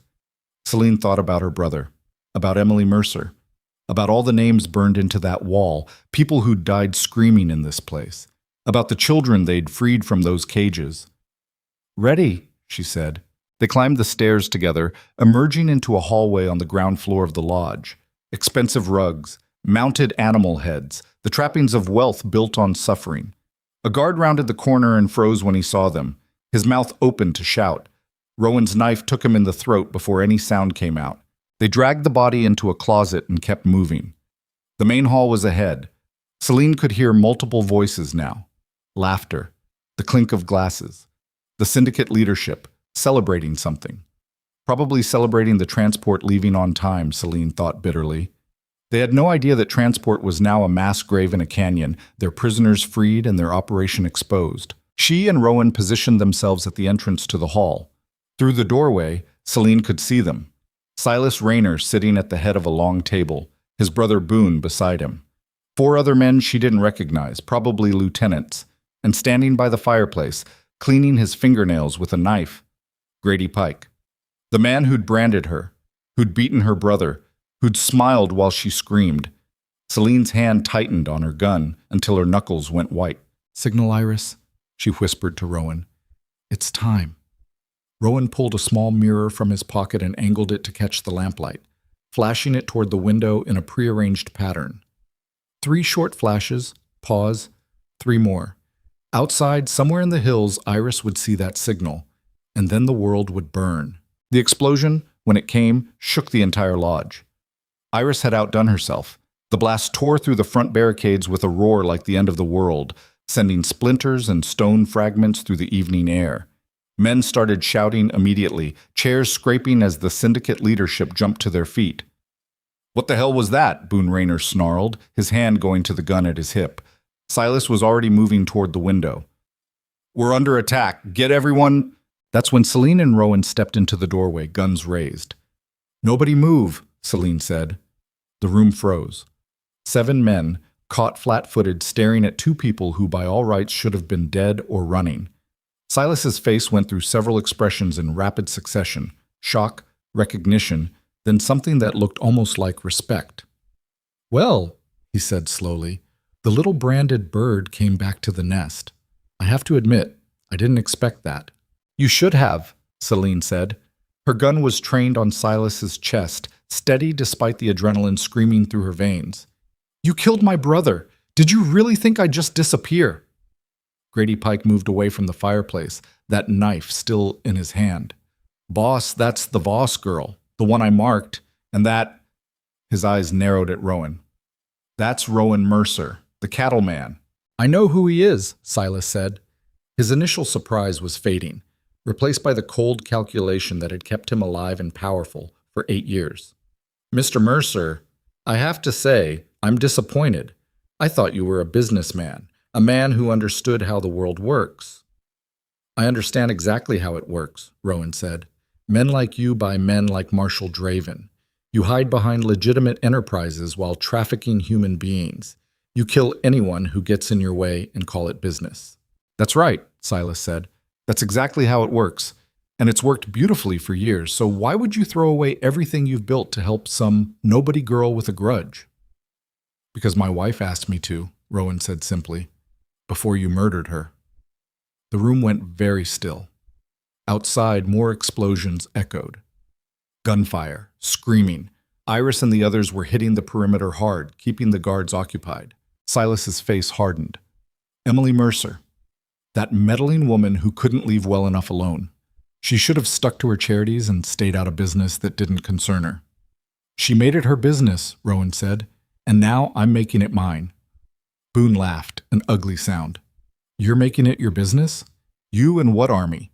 I count 2 of you against 7 of us, and outside my men are dealing with whoever's stupid enough to attack us. You walked into a death trap. Funny, Seline said. I was going to say the same thing about you. She pulled the trigger. The bullet took Boone in the shoulder, spinning him around. He crashed into the table, blood spreading across his shirt. The room erupted into chaos. One of the lieutenants went for his gun. Rowan shot him twice, center mass. The man dropped like a puppet with cut strings. Another dove behind the table, coming up firing. His shot went wide, punching a hole in the wall near Seline's head. She returned fire, catching him in the leg. He went down screaming. Grady charged at her with that knife, moving fast for a big man. Seline twisted aside, but not quite fast enough. The blade scored across her ribs, slicing through her brother's coat and drawing blood. She brought her gun up, but Grady batted it aside, sending it skittering across the floor. They grappled, falling against a bookshelf. Books rained down around them. Grady's hands found her throat, squeezing. His face was inches from hers, and she could see the enjoyment in his eyes. He liked this. Liked hurting people. I'm gonna kill you slow, Grady breathed. Just like I killed your brother. Gonna make you... Seline drove her knee into his groin. Not elegant, not fancy, but effective. Grady's grip loosened. She shoved him back, grabbed a fireplace poker from the hearth, and swung it with everything she had. The iron connected with Grady's skull with a sound like a melon cracking. He staggered, blood pouring down his face. Seline hit him again. And again. All the rage, all the nightmares, all the time she'd woken up screaming, she put it all into those blows. Grady fell to his knees, then forward onto his face. He didn't get up. Across the room, Rowan had his hands full. 2 men had rushed him simultaneously. He dropped one with a shot to the chest, but the other had tackled him, and now they were fighting on the ground for control of Rowan's gun. The weapon fired once, the bullet going into the ceiling. Then again, this time hitting the man fighting him. The lieutenant went limp. Rowan shoved the body aside and stood, breathing hard. His lip was split, blood running down his chin. He looked around the room at the carnage. 4 men down, Grady possibly dead, Boone bleeding heavily from his shoulder wound, and Silas Rayner standing by the window with a gun in his hand, aimed at Seline. Everybody stop, Silas said calmly. Rowan froze, his own weapon only halfway raised. Seline stood over Grady's body, the bloody poker still in her hand, and met Silas's eyes. You've made your point, Silas said. You hit our transport, freed the prisoners, killed my brother's men, destroyed months of work. Congratulations, you've won this round. He smiled, and it was the same smile he'd worn when he'd made her watch her brother die. But here's the problem. Even if you kill me, kill all of us, the syndicate doesn't end. We have operations in 4 territories, connections in the capital, judges, marshals, freight companies, all bought and paid for. You cut off 1 head, 3 more grow back. That's a nice speech, Seline said, but you're still going to die. Maybe, Silas agreed. But so is Mercer here, and you, and everyone who helped you, because even if you walk out of this room, my men will hunt you down. Your families, your friends, everyone you've ever cared about. That's how we survive. That's how we always survive. Outside, the sounds of battle were intensifying. More explosions. The crackle of flames. Something was burning. Seline could smell smoke. Your men are a little busy right now, Rowan said. And as for the rest of your empire, we found your ledgers. Every transaction, every name, every route. It's all documented. By tomorrow, copies will be in the hands of the territorial governor, the federal marshal, and 3 newspapers. You're finished. For the first time, Silas's composure cracked. You're bluffing. Am I? Rowan reached into his coat and pulled out a folded ledger page. This is just 1 page from your records. 6 years of trafficking routes using my freight contracts as cover. Names include Marshal Draven, Judge Hammond, Senator Carlisle's chief of staff. Want me to keep reading? Silas's gun hand wavered. Just for a second, but Seline saw it. She threw the fireplace poker. It wasn't a good throw. The poker tumbled end over end, more distraction than weapon. But it was enough. Silas flinched, his gun tracking toward the movement. And in that half second of distraction, Rowan fired. The shot hit Silas in the chest, just left of center. The syndicate leader staggered back against the window, surprise etched across his face. His gun fell from nerveless fingers. He looked down at the spreading red stain on his shirt, then up at Seline. "You should have run," he whispered, "when you had the chance." "So should you," Seline said. Silas Rayner, architect of an empire built on suffering, slid down the wall and died on an expensive rug in his stolen mansion. Seline stood there for a moment, breathing hard, staring at the body. She'd imagined this moment 1,000 times. Thought it would feel different, that there'd be satisfaction or relief, or at least some sense of closure. Instead, she just felt tired. "Seline," Rowan said urgently, "we need to move. This place is burning." She looked around and realized he was right. Smoke was pouring in under the door. The explosions had started fires, and the old wooden structure was going up fast. Already the heat was becoming intense. Boone was still alive, clutching his shoulder wound and staring at his brother's body with something like incomprehension. One of the other lieutenants was conscious but badly wounded, dragging himself toward the door. Grady wasn't moving at all. "Leave them," Seline said. She picked up her gun from where it had fallen. "Let the fire take them." "Seline, they burned my brother," Seline said flatly. "They tortured him, killed him, and burned his body in an unmarked grave. They deserve the same." Rowan looked like he wanted to argue. But then another explosion rocked the building and a section of ceiling collapsed in the corner, sending up a shower of sparks. "All right," he said, "but we go now." They ran. The hallway was an inferno. Flames licked up the walls, feeding on expensive wallpaper and 100-year-old timber. The smoke was thick enough to cut, burning Celine's lungs with every breath. She pulled her brother's coat up over her mouth and pushed forward, following Rowan toward what she hoped was an exit. Behind them, she heard screaming. Boone, probably, or the wounded lieutenant. She didn't look back. They burst through a side door into the evening air, gasping. The entire ranch was chaos. The barn was fully engulfed, flames reaching for the sky. Bodies lay scattered across the yard, syndicate guards taken down by Iris's team. She could see Cole and the others still fighting near the corrals, pinned down by gunfire from the bunkhouse. "There!" Rowan pointed toward the tree line where they'd left the horses. Iris was there, waving them over, her face blackened with soot and gunpowder. They ran, bullets kicking up dirt at their heels. A guard appeared from the smokehouse, rifle raised. Seline shot him without breaking stride.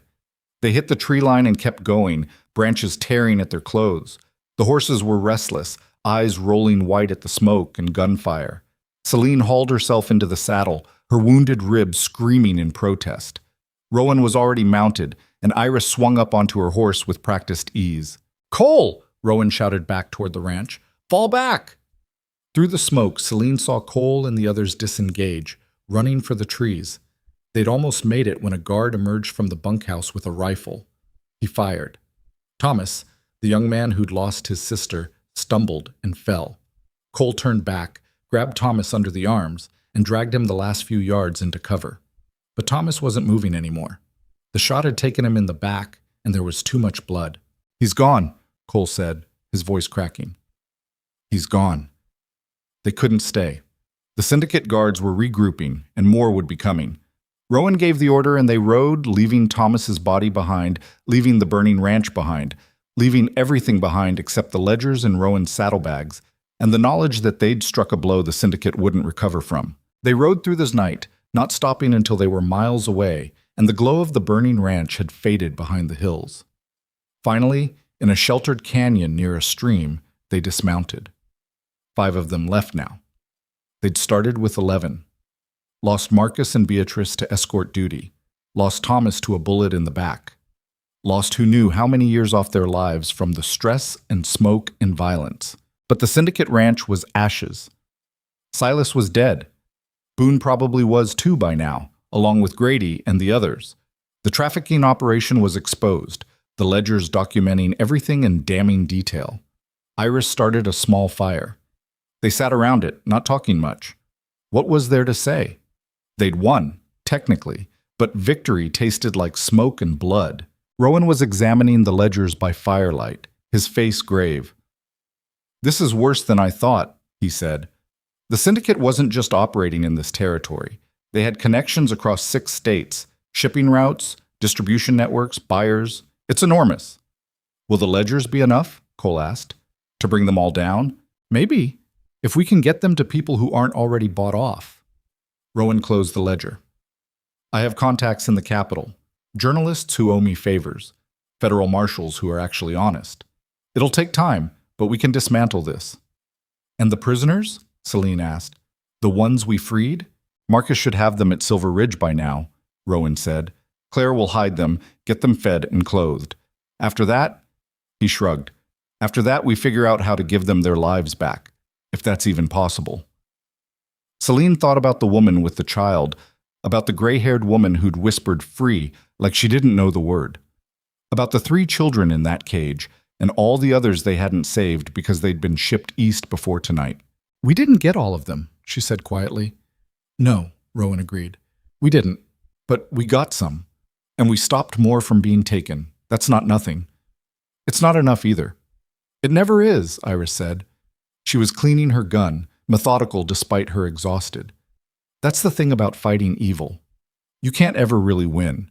You just fight your piece of it and hope someone else fights theirs. They sat in silence after that. The fire burned down to embers. Overhead, stars came out, cold and distant and uncaring. Seline touched the brand on her shoulder through her ruined coat. The scar tissue was raised, permanent. She'd carry Silas Rayner's mark for the rest of her life, but she'd also carry the knowledge that she'd watched him die, that she'd stood over his body and felt nothing but tired satisfaction. Was that justice? She didn't know. Probably not. Justice was supposed to come through courts and laws and proper channels. What they'd done tonight was vengeance, pure and simple, brutal and bloody, and entirely outside the bounds of civilized society. But civilized society had failed. The courts were bought. The laws were ignored. And sometimes, Seline thought, sometimes the only thing that worked was matching violence with violence, corruption with reckoning, evil with the kind of focused rage that burned empires to the ground. What happens now? Cole asked. Assuming we survive the next few days? Rowan was quiet for a long moment. I rebuild, he said finally. Not the syndicate's operations. Those stay buried, but the territory itself. Use my money to create legitimate freight routes, safe transport, opportunities for people to make honest livings. Fund schools, hospitals, things Emily would have wanted. He looked at Seline. What about you? Seline didn't answer right away. She'd spent so long focused on revenge that she hadn't thought much beyond it. What did you do when the thing driving you was finally gone? When the monster was dead and all that remained was the empty space where your purpose used to be? I don't know, she said honestly. Find my brother's body, I suppose. Give him a proper burial. After that, she shrugged. I'll figure it out. You could stay, Rowan said, at Silver Ridge. Help with the survivors, help rebuild. You've got skills, and you understand what these people have been through better than anyone. Maybe, Seline said. It wasn't a yes, but it wasn't a no either, and right now, that was the best she could manage. They took turns on watch that night. When it was Celine's turn, she stood at the edge of the canyon and looked back toward where the ranch had been. She couldn't see the flames anymore, but she could smell the smoke on the wind. Somewhere in those ashes was Grady Pike, the man who'd branded her. Boone Rayner, who'd started all this with his wandering hands in a saloon. Silas Rayner, the architect of an empire built on suffering. They were gone now, reduced to carbon and memory. But how many more were out there? How many other syndicate operations in other territories running the same business under different names? The ledgers suggested dozens, maybe hundreds. Rowan was right. They'd won this battle. But the war? The war was far from over. Still, they'd made a dent. Freed 40-some prisoners who would have otherwise disappeared into a nightmare they'd never wake from. Destroyed one major hub of the trafficking network. Exposed enough evidence to bring down judges and marshals and politicians who'd thought they were untouchable. It wasn't everything, but it was something. And sometimes, something was all you could manage. They reached Silver Ridge 3 days later, exhausted and wounded but alive. Clara met them at the main house, took one look at their condition, and immediately went into nurse mode. She cleaned wounds, bandaged injuries, forced food and water into them despite their protests that they weren't hungry. The freed prisoners were there, 46 of them total, 23 from the canyon, 23 from the ranch tunnels, all crowded into the ranch's various buildings. They looked better than they had, fed, clean, wearing clothes that actually fit. But their eyes still held that hollow look, that haunted quality of people who'd seen things no one should have to see. Marcus and Beatrice had made it back safely, though Marcus had taken a bullet in the leg during a skirmish with syndicate riders who'd tried to intercept them. He'd ride with a limp from now on, but he'd live. Tall Grass had gotten his group through without incident, using trails that Seline suspected weren't on any map. That night, Rowan gathered everyone in the main dining room. It was crowded. Survivors, rescuers, ranch hands who'd been kept in the dark but were now being brought into confidence. Clara had prepared a meal, simple but substantial. For many of the freed prisoners, it was probably the first real meal they'd had in weeks. Rowan stood at the head of the table, looking more worn than Seline had ever seen him. The past week had aged him. Gray showed more prominently in his hair. Lines had deepened around his eyes. But his voice was steady when he spoke. I want to start by saying that what we did, what all of us did together, was illegal, violent, outside the bounds of law and order. If any of you want to leave, to distance yourselves from this, I'll understand. I'll even help you relocate, give you money to start over somewhere else. He paused. But I hope you'll stay, because this is just the beginning. Murmurs around the table. Seline watched faces, saw confusion, hope, fear, determination. The syndicate's reach extended far beyond this territory, Rowan continued. The ledgers we recovered document operations in 6 states, hundreds of victims, dozens of corrupt officials. Taking down one ranch, even killing the Rayner brothers, isn't enough. The network has to be dismantled completely. How? Someone asked. You said it yourself. They've got judges, marshals, politicians. Who's going to bring them down? We are, Rowan said. Not with guns this time. With evidence, with testimony, with pressure applied in the right places to the right people. He gestured to the stack of ledgers on the sideboard. I'm sending copies of these to every honest official I know, to newspapers, to federal marshals, to the territorial governor. We're going to expose the entire network, and we're going to make sure everyone knows exactly how deep the corruption goes. They'll come after you, Iris said. After all of us. You think the syndicate will just let you destroy them without fighting back? I'm counting on it, Rowan said. Because when they come after us, they'll be making themselves visible. Right now they operate in shadows. We're going to drag them into the light. It was bold. Possibly suicidal. But then that seemed to be their specialty. What about us? The gray-haired woman from the wagon asked. The ones who were prisoners? What happens to us? Rowan's expression softened. You stay here as long as you need to. Silver Ridge has room, has resources. When you're ready, I'll help you get wherever you want to go, back to your families if you have them, or somewhere new if you don't. Whatever you need. Why? Another woman asked. Why would you do this for us? You don't know us. Rowan glanced at Emily's photograph on the mantel. Because someone I loved tried to help people like you, and it got her killed. This is me keeping a promise, and because he looked around at all of them. Because no one should have to go through what you went through, and if I can use my money, my resources, my privilege to make sure fewer people do, then that's what I'm going to do. It wasn't a stirring speech. Rowan wasn't that kind of man, but it was honest, and that counted for more. After dinner, Seline found herself on the front porch with Clara. The older woman handed her coffee, real coffee, not the burnt chicory substitute most people out here drank, and they sat in silence for a while. You're thinking about leaving, Clara said. It wasn't a question. How'd you know? You've got that look. Same one Emily had near the end. Like you're already saying goodbye to things. Seline sipped her coffee. It was good, rich, and strong. I don't belong here. This is Rowan's place, his fight now. The shooting part is over.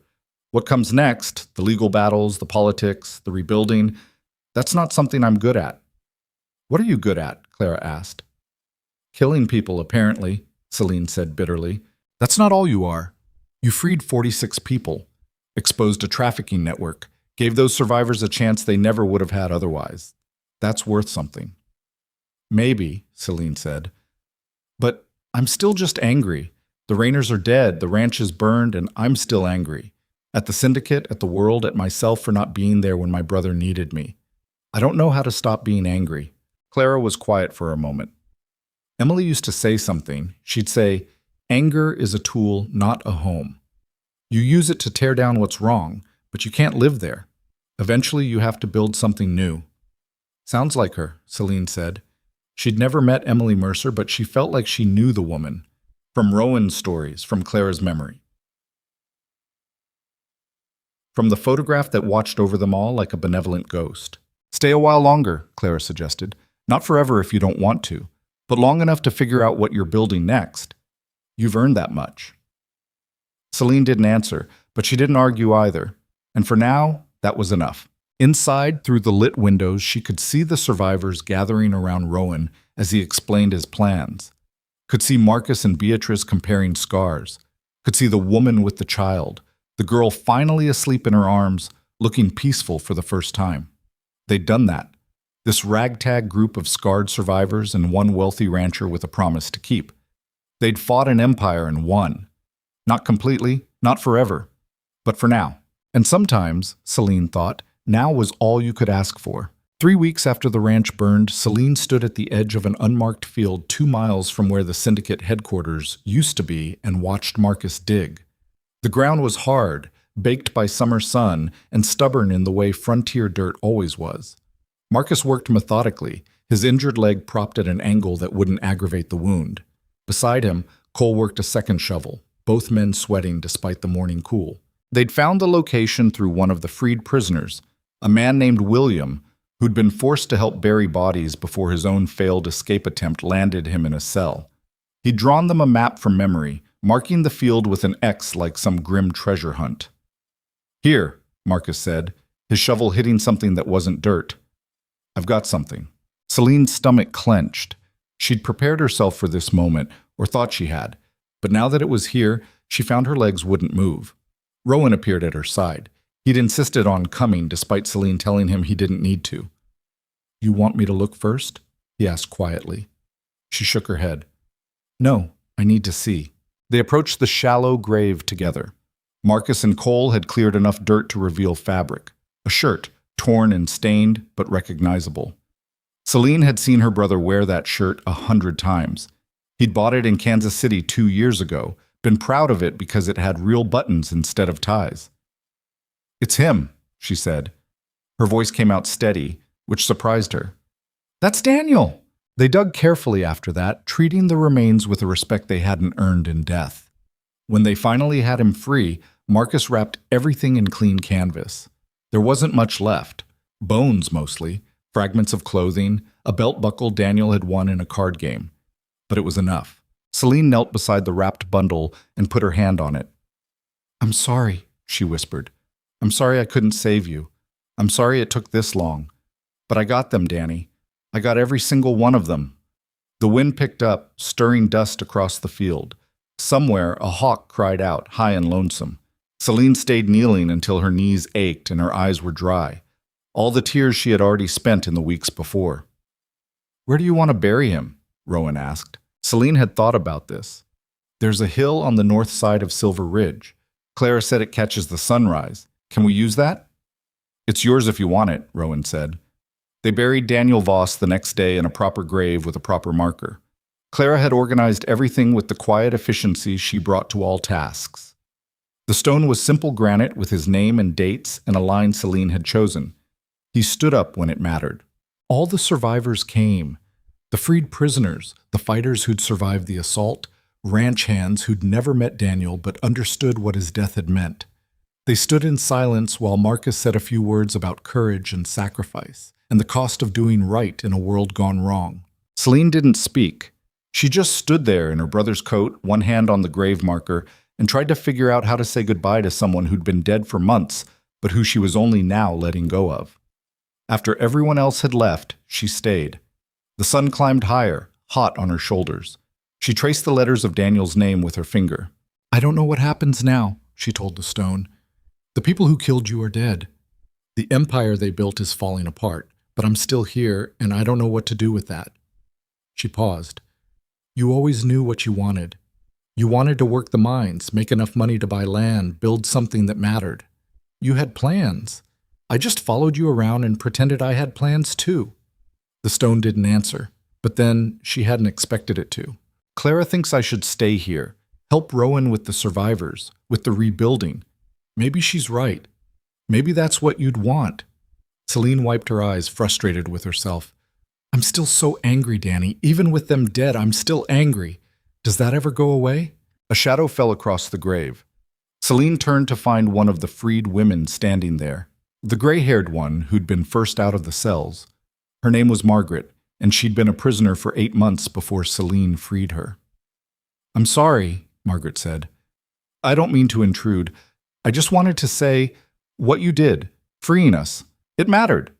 It matters. And your brother, whatever he was like, I think he'd be proud.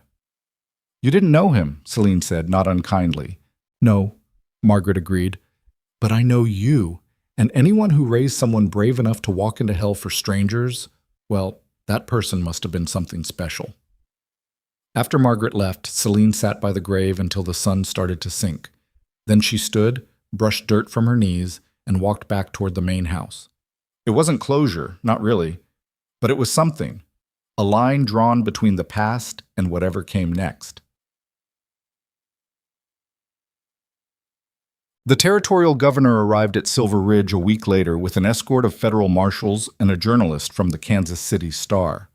Governor Harrison Webb was a compact man in his 60s, all sharp eyes and sharper questions. He'd been elected on an anti-corruption platform, but had been largely ineffective until Rowan's evidence landed on his desk. Now he had ammunition, and he was using it. They met in Rowan's study, the room crowded with people. The governor, 3 marshals, the journalist, Rowan, Seline, and Iris. Marcus stood guard outside, not trusting anyone in a uniform regardless of their proclaimed allegiance. Mr. Mercer, Governor Webb said, settling into a chair with a briefcase full of documents, I've reviewed the ledgers you sent. I've interviewed witnesses. I've investigated the claims. He paused. This is the most extensive corruption case I've seen in 30 years of public service, and it's going to tear this territory apart when it goes public. Good, Rowan said flatly. It should have been torn apart years ago. I don't disagree, but I need you to understand what's coming. 6 judges will be indicted, 14 territorial marshals, 24 local sheriffs and deputies, business owners, freight companies, land office officials. The syndicate's reach was deeper than even I suspected. The journalist, a thin woman named Patricia Green, was taking notes. Mr. Mercer, is it true you funded this entire operation yourself? The investigation, the rescue, the assault on the syndicate ranch? I provided resources, Rowan said carefully. I didn't do anything alone. But your money made it possible, Green pressed. Without your wealth, the syndicate would still be operating. Without survivors willing to risk their lives to testify, none of this would matter, Rowan countered. He gestured to Seline. Miss Voss spent 2 weeks in syndicate captivity. She watched them murder her brother. She's the one who had the courage to go back, to face them again. My money bought supplies and horses. Her courage bought justice. Green turned to Seline. Miss Voss, can you tell me what it was like, being held prisoner? Celine's hands tightened on the arms of her chair. No, but the public needs to— I don't care what the public needs, Seline said. Her voice was quiet but hard as granite. You want to write about corruption, about judges taking bribes and marshals looking the other way? Fine, write that.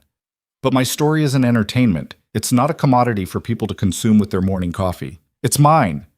Green looked like she wanted to argue, but something in Celine's face made her close her notebook instead. Governor Webb cleared his throat. We'll need testimony from the freed prisoners, from those who participated in the rescue. This will go to trial, multiple trials, and the defense attorneys will be brutal. They'll try to discredit everyone involved. Let them try, Iris said. She'd been quiet until now, just listening. I've got burns from your syndicate's operations. Marcus has a bullet in his leg. We've got 46 people who are locked in cages, and we've got ledgers with names and dates and amounts. Let the lawyers explain that away. One of the federal marshals, a lean man named Carter, spoke up. There's another issue.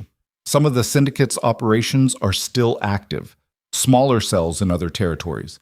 They've heard what happened here, and they're either shutting down or going deeper underground. We need to move fast if we're going to catch them." "Then move fast," Rowan said. "I'll provide whatever resources you need. Money for investigations, safe houses for witnesses, transportation, whatever it takes." "This could bankrupt you," the governor warned. "The legal fees alone." "Then I'll be bankrupt," Rowan said simply. "Money is replaceable. Those people's lives aren't." The meeting continued for hours, covering logistics and legal strategy and the complex dance of bringing down an empire through the courts instead of through bullets. By the end, Celine's head was pounding and she needed air. She found Marcus on the porch, rifle across his knees, watching the sunset paint the valley in shades of orange and red. "You all right?" he asked. "Tired," Seline said.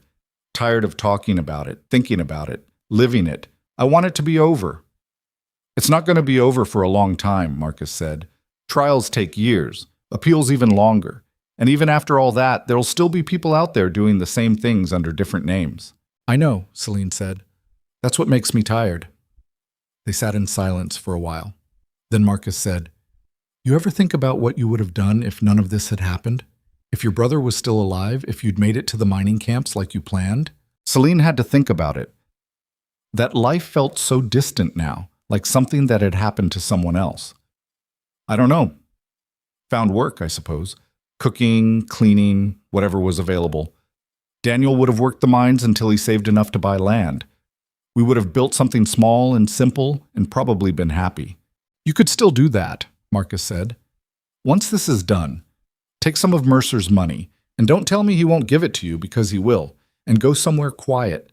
Build that simple life." "Could you?" Seline asked. "After everything we've seen, everything we've done, could you just go be quiet and simple?" Marcus was quiet for a long moment. "No," he admitted. "No, I don't think I could." "Me either," Seline said. Tag. The trials began 3 months later and lasted the better part of a year. Seline testified twice, once in the case against Marshal Cole Draven, describing how he'd been in the syndicate's pocket, how he'd ignored crimes and warned them when investigations got too close.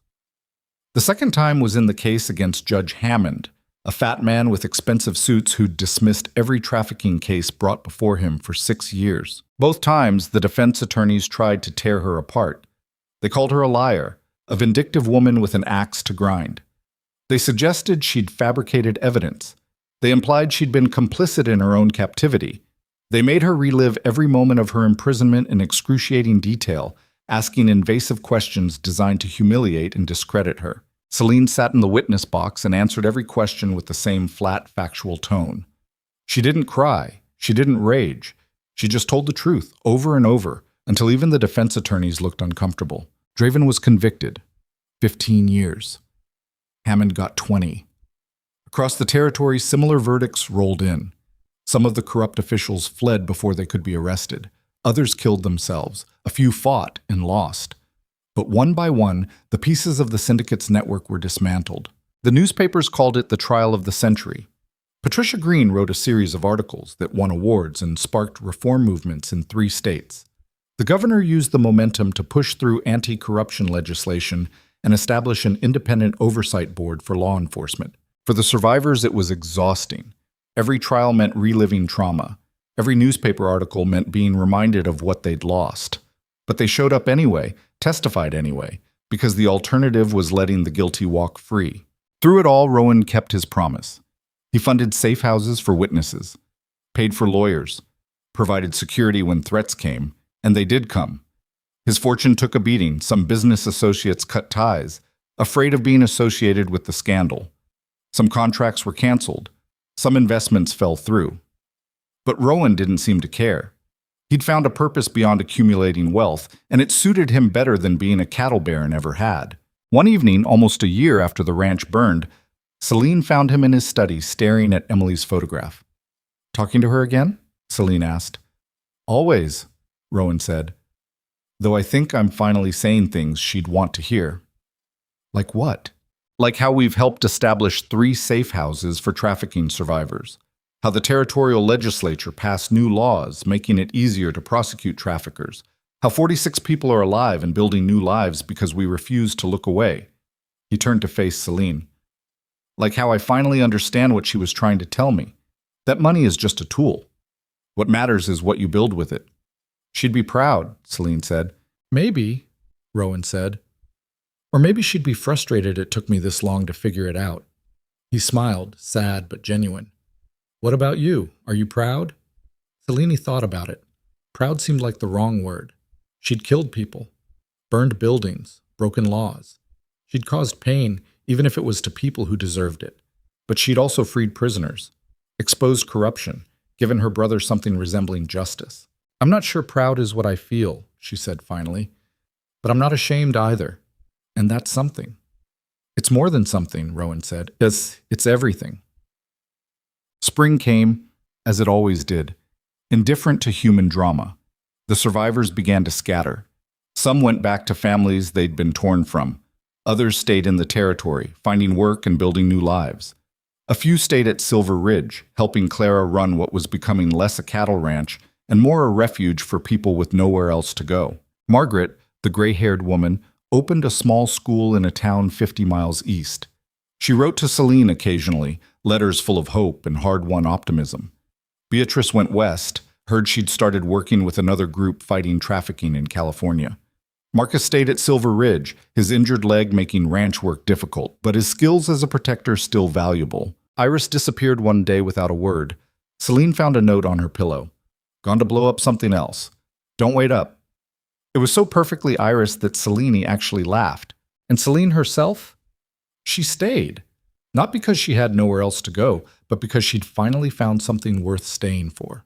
Rowan had been right, helping survivors, giving them resources and hope and a path forward. It didn't erase the anger, but it gave the anger somewhere to go that wasn't destructive. It turned rage into purpose, and purpose into something that looked almost like peace. She would never be the person she'd been before the syndicate. That Seline was gone, killed in a basement alongside her brother. But maybe that was all right. Maybe you weren't supposed to be the same person after surviving hell. Maybe the point was to become someone who could help others survive it too. One morning in late April, Seline walked out to her brother's grave carrying a small sapling. It was a wild plum tree, the kind that grew in impossible places on the frontier, the kind that took root in hard ground and bloomed anyway. She dug a hole beside the grave marker and planted the tree carefully, packing dirt around its roots. It probably wouldn't survive. The soil was poor, the location exposed, but maybe, with luck and stubbornness, it would take hold. I'm staying, Danny, she told the stone. I'm going to help Rowan with the refuge. Help people who went through what we did. It's not the life we planned, but it's the life I've got. I think you'd understand that. The morning was clear and cool, the kind of day that made you believe in new beginnings even when you knew better. Seline sat beside the grave for a while, one hand on the newly planted tree, and let herself be still. Clara found her there an hour later. Rowan's looking for you. There's a family just arrived, mother and 2 children. They were trafficked from St. Louis, escaped during transport. They need shelter. Seline stood, brushed dirt from her hands, and looked one last time at her brother's grave. The little plum tree stood thin and fragile in the morning light, impossibly alive. I'm coming, she said. She followed Clara down the hill toward the main house, where Rowan was already organizing rooms and resources, where survivors were helping new arrivals, sharing hard-won wisdom about how to keep breathing when breathing hurt, where wealth was finally being used not to build empires, but to rebuild people. It wasn't perfect. The work was hard and the progress slow. Some days Seline still woke up angry, still felt the phantom pain of the brand on her shoulder. Some days she wondered if anything they were doing actually mattered in a world that seemed designed to crush people like the ones they were trying to save. But then she'd see a child laugh for the first time in months, or watch a woman who'd been certain she'd die in captivity plan a future, or receive a letter from someone they'd freed telling her they'd found work or family or just a reason to keep going. And on those days, Seline understood something important. Revenge had its place. The Rayner brothers needed to die, and she didn't regret killing them. But revenge wasn't a foundation. You couldn't build a life on it. All it did was clear the ground so something else could grow. What grew in that cleared ground, that was the real work. The hard work. The work that never ended but also never stopped mattering. Years passed. The trials concluded. The syndicate's network was broken. though Seline knew that somewhere, someone was probably already building something similar. That was the nature of evil. It adapted, evolved, found new forms. But so did good. The refuge at Silver Ridge expanded. Other safe houses opened in other territories. Laws changed. Awareness grew. It wasn't perfect. It never would be. But it was better. And better was worth fighting for. The wild plum tree, against all odds, survived. Each spring it bloomed, small white flowers that lasted only a few weeks before falling like snow. But while they lasted, they were beautiful.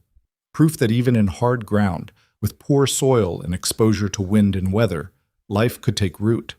Life could persist. Seline visited the grave less often as time went on. Not because she forgot Daniel, but because she no longer needed to stand there to feel connected to him.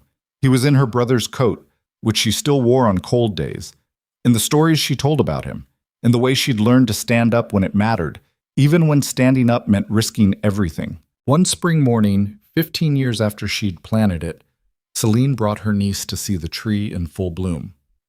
The girl was 6, daughter of one of the survivors they'd freed in the canyon. She ran ahead, laughing, reaching for the low-hanging flowers. "Can I pick one?" the girl asked. "Just one," Seline said. The girl selected a bloom carefully, cradling it in her small hands like something precious. "It's pretty. What's it called?" "It's a wild plum," Seline said. "It grows in places where nothing else will. Your mama lived somewhere like that once. Somewhere hard and terrible. But she survived, and she made sure you'd have a better life than she did." The girl looked up at her with serious eyes. "Are you a survivor too?" Seline considered the question. Was she? She'd survived the syndicate, survived her brother's death, survived her own rage and grief. But more than that, she'd built something after. Not alone, never alone, but with the help of people who understood that surviving wasn't enough. You had to turn survival into living. "Yes," Seline said finally. "I'm a survivor. And so are you, even though you're too young to remember what we survived." They stood under the blooming tree, the girl examining her flower while Seline looked out at the valley. Silver Ridge spread below them, no longer just a wealthy man's ranch, but a place where broken people came to mend, where the privileged and the damaged worked side by side, slowly building something that might actually last. Rowan emerged from the main house, his hair fully gray now, walking with a slight limp from old injuries, but his eyes were clearer than they'd been 15 years ago. Unburdened by the wealth he'd hoarded when hoarding was all he knew how to do. He climbed the hill and stood beside Seline, both of them looking at the tree. "Emily would have liked this," he said quietly. "Yes," Seline agreed. She would have. They stood in silence, 3 generations united by trauma and hope, and the stubborn refusal to let evil have the last word. The wind picked up, shaking blossoms from the tree. They fell like blessings around them, proof that even in the hardest ground, beauty could take root and persist. And in that moment, Seline understood what Clara had tried to tell her all those years ago. Anger was a tool, not a home. You used it to tear down what needed tearing down. But after the tearing came the building, and building took courage of a different kind, the courage to hope, to trust, to believe that broken things could mend. The brand on her shoulder would never fade. The memories would never entirely lose their sharp edges. But she'd learned to carry them without being crushed. She'd learned that justice was more than revenge, that wealth meant nothing without purpose, and that the best way to honor the dead was to fight for the living. Down in the valley, someone was ringing the bell for the midday meal. New arrivals would be there, frightened and hurt, needing food and shelter and the kind of help that money could buy but only survivors could truly provide. The work would continue. It always did. But for now, Seline stood beneath her brother's tree and let herself be at peace, not because everything was fixed, it never would be, but because she'd learned that peace wasn't the absence of pain, it was the presence of purpose, and she'd found hers in the hardest place imaginable, among people who'd suffered as she had and refused to let that suffering be the end of their story. The wild plum bloomed every spring, reliable as sunrise, and every spring Seline was there to see it, bearing witness to small miracles and quiet persistence. Proof that fortune might build empires, but courage, stubborn, scarred, imperfect courage, was what changed the world.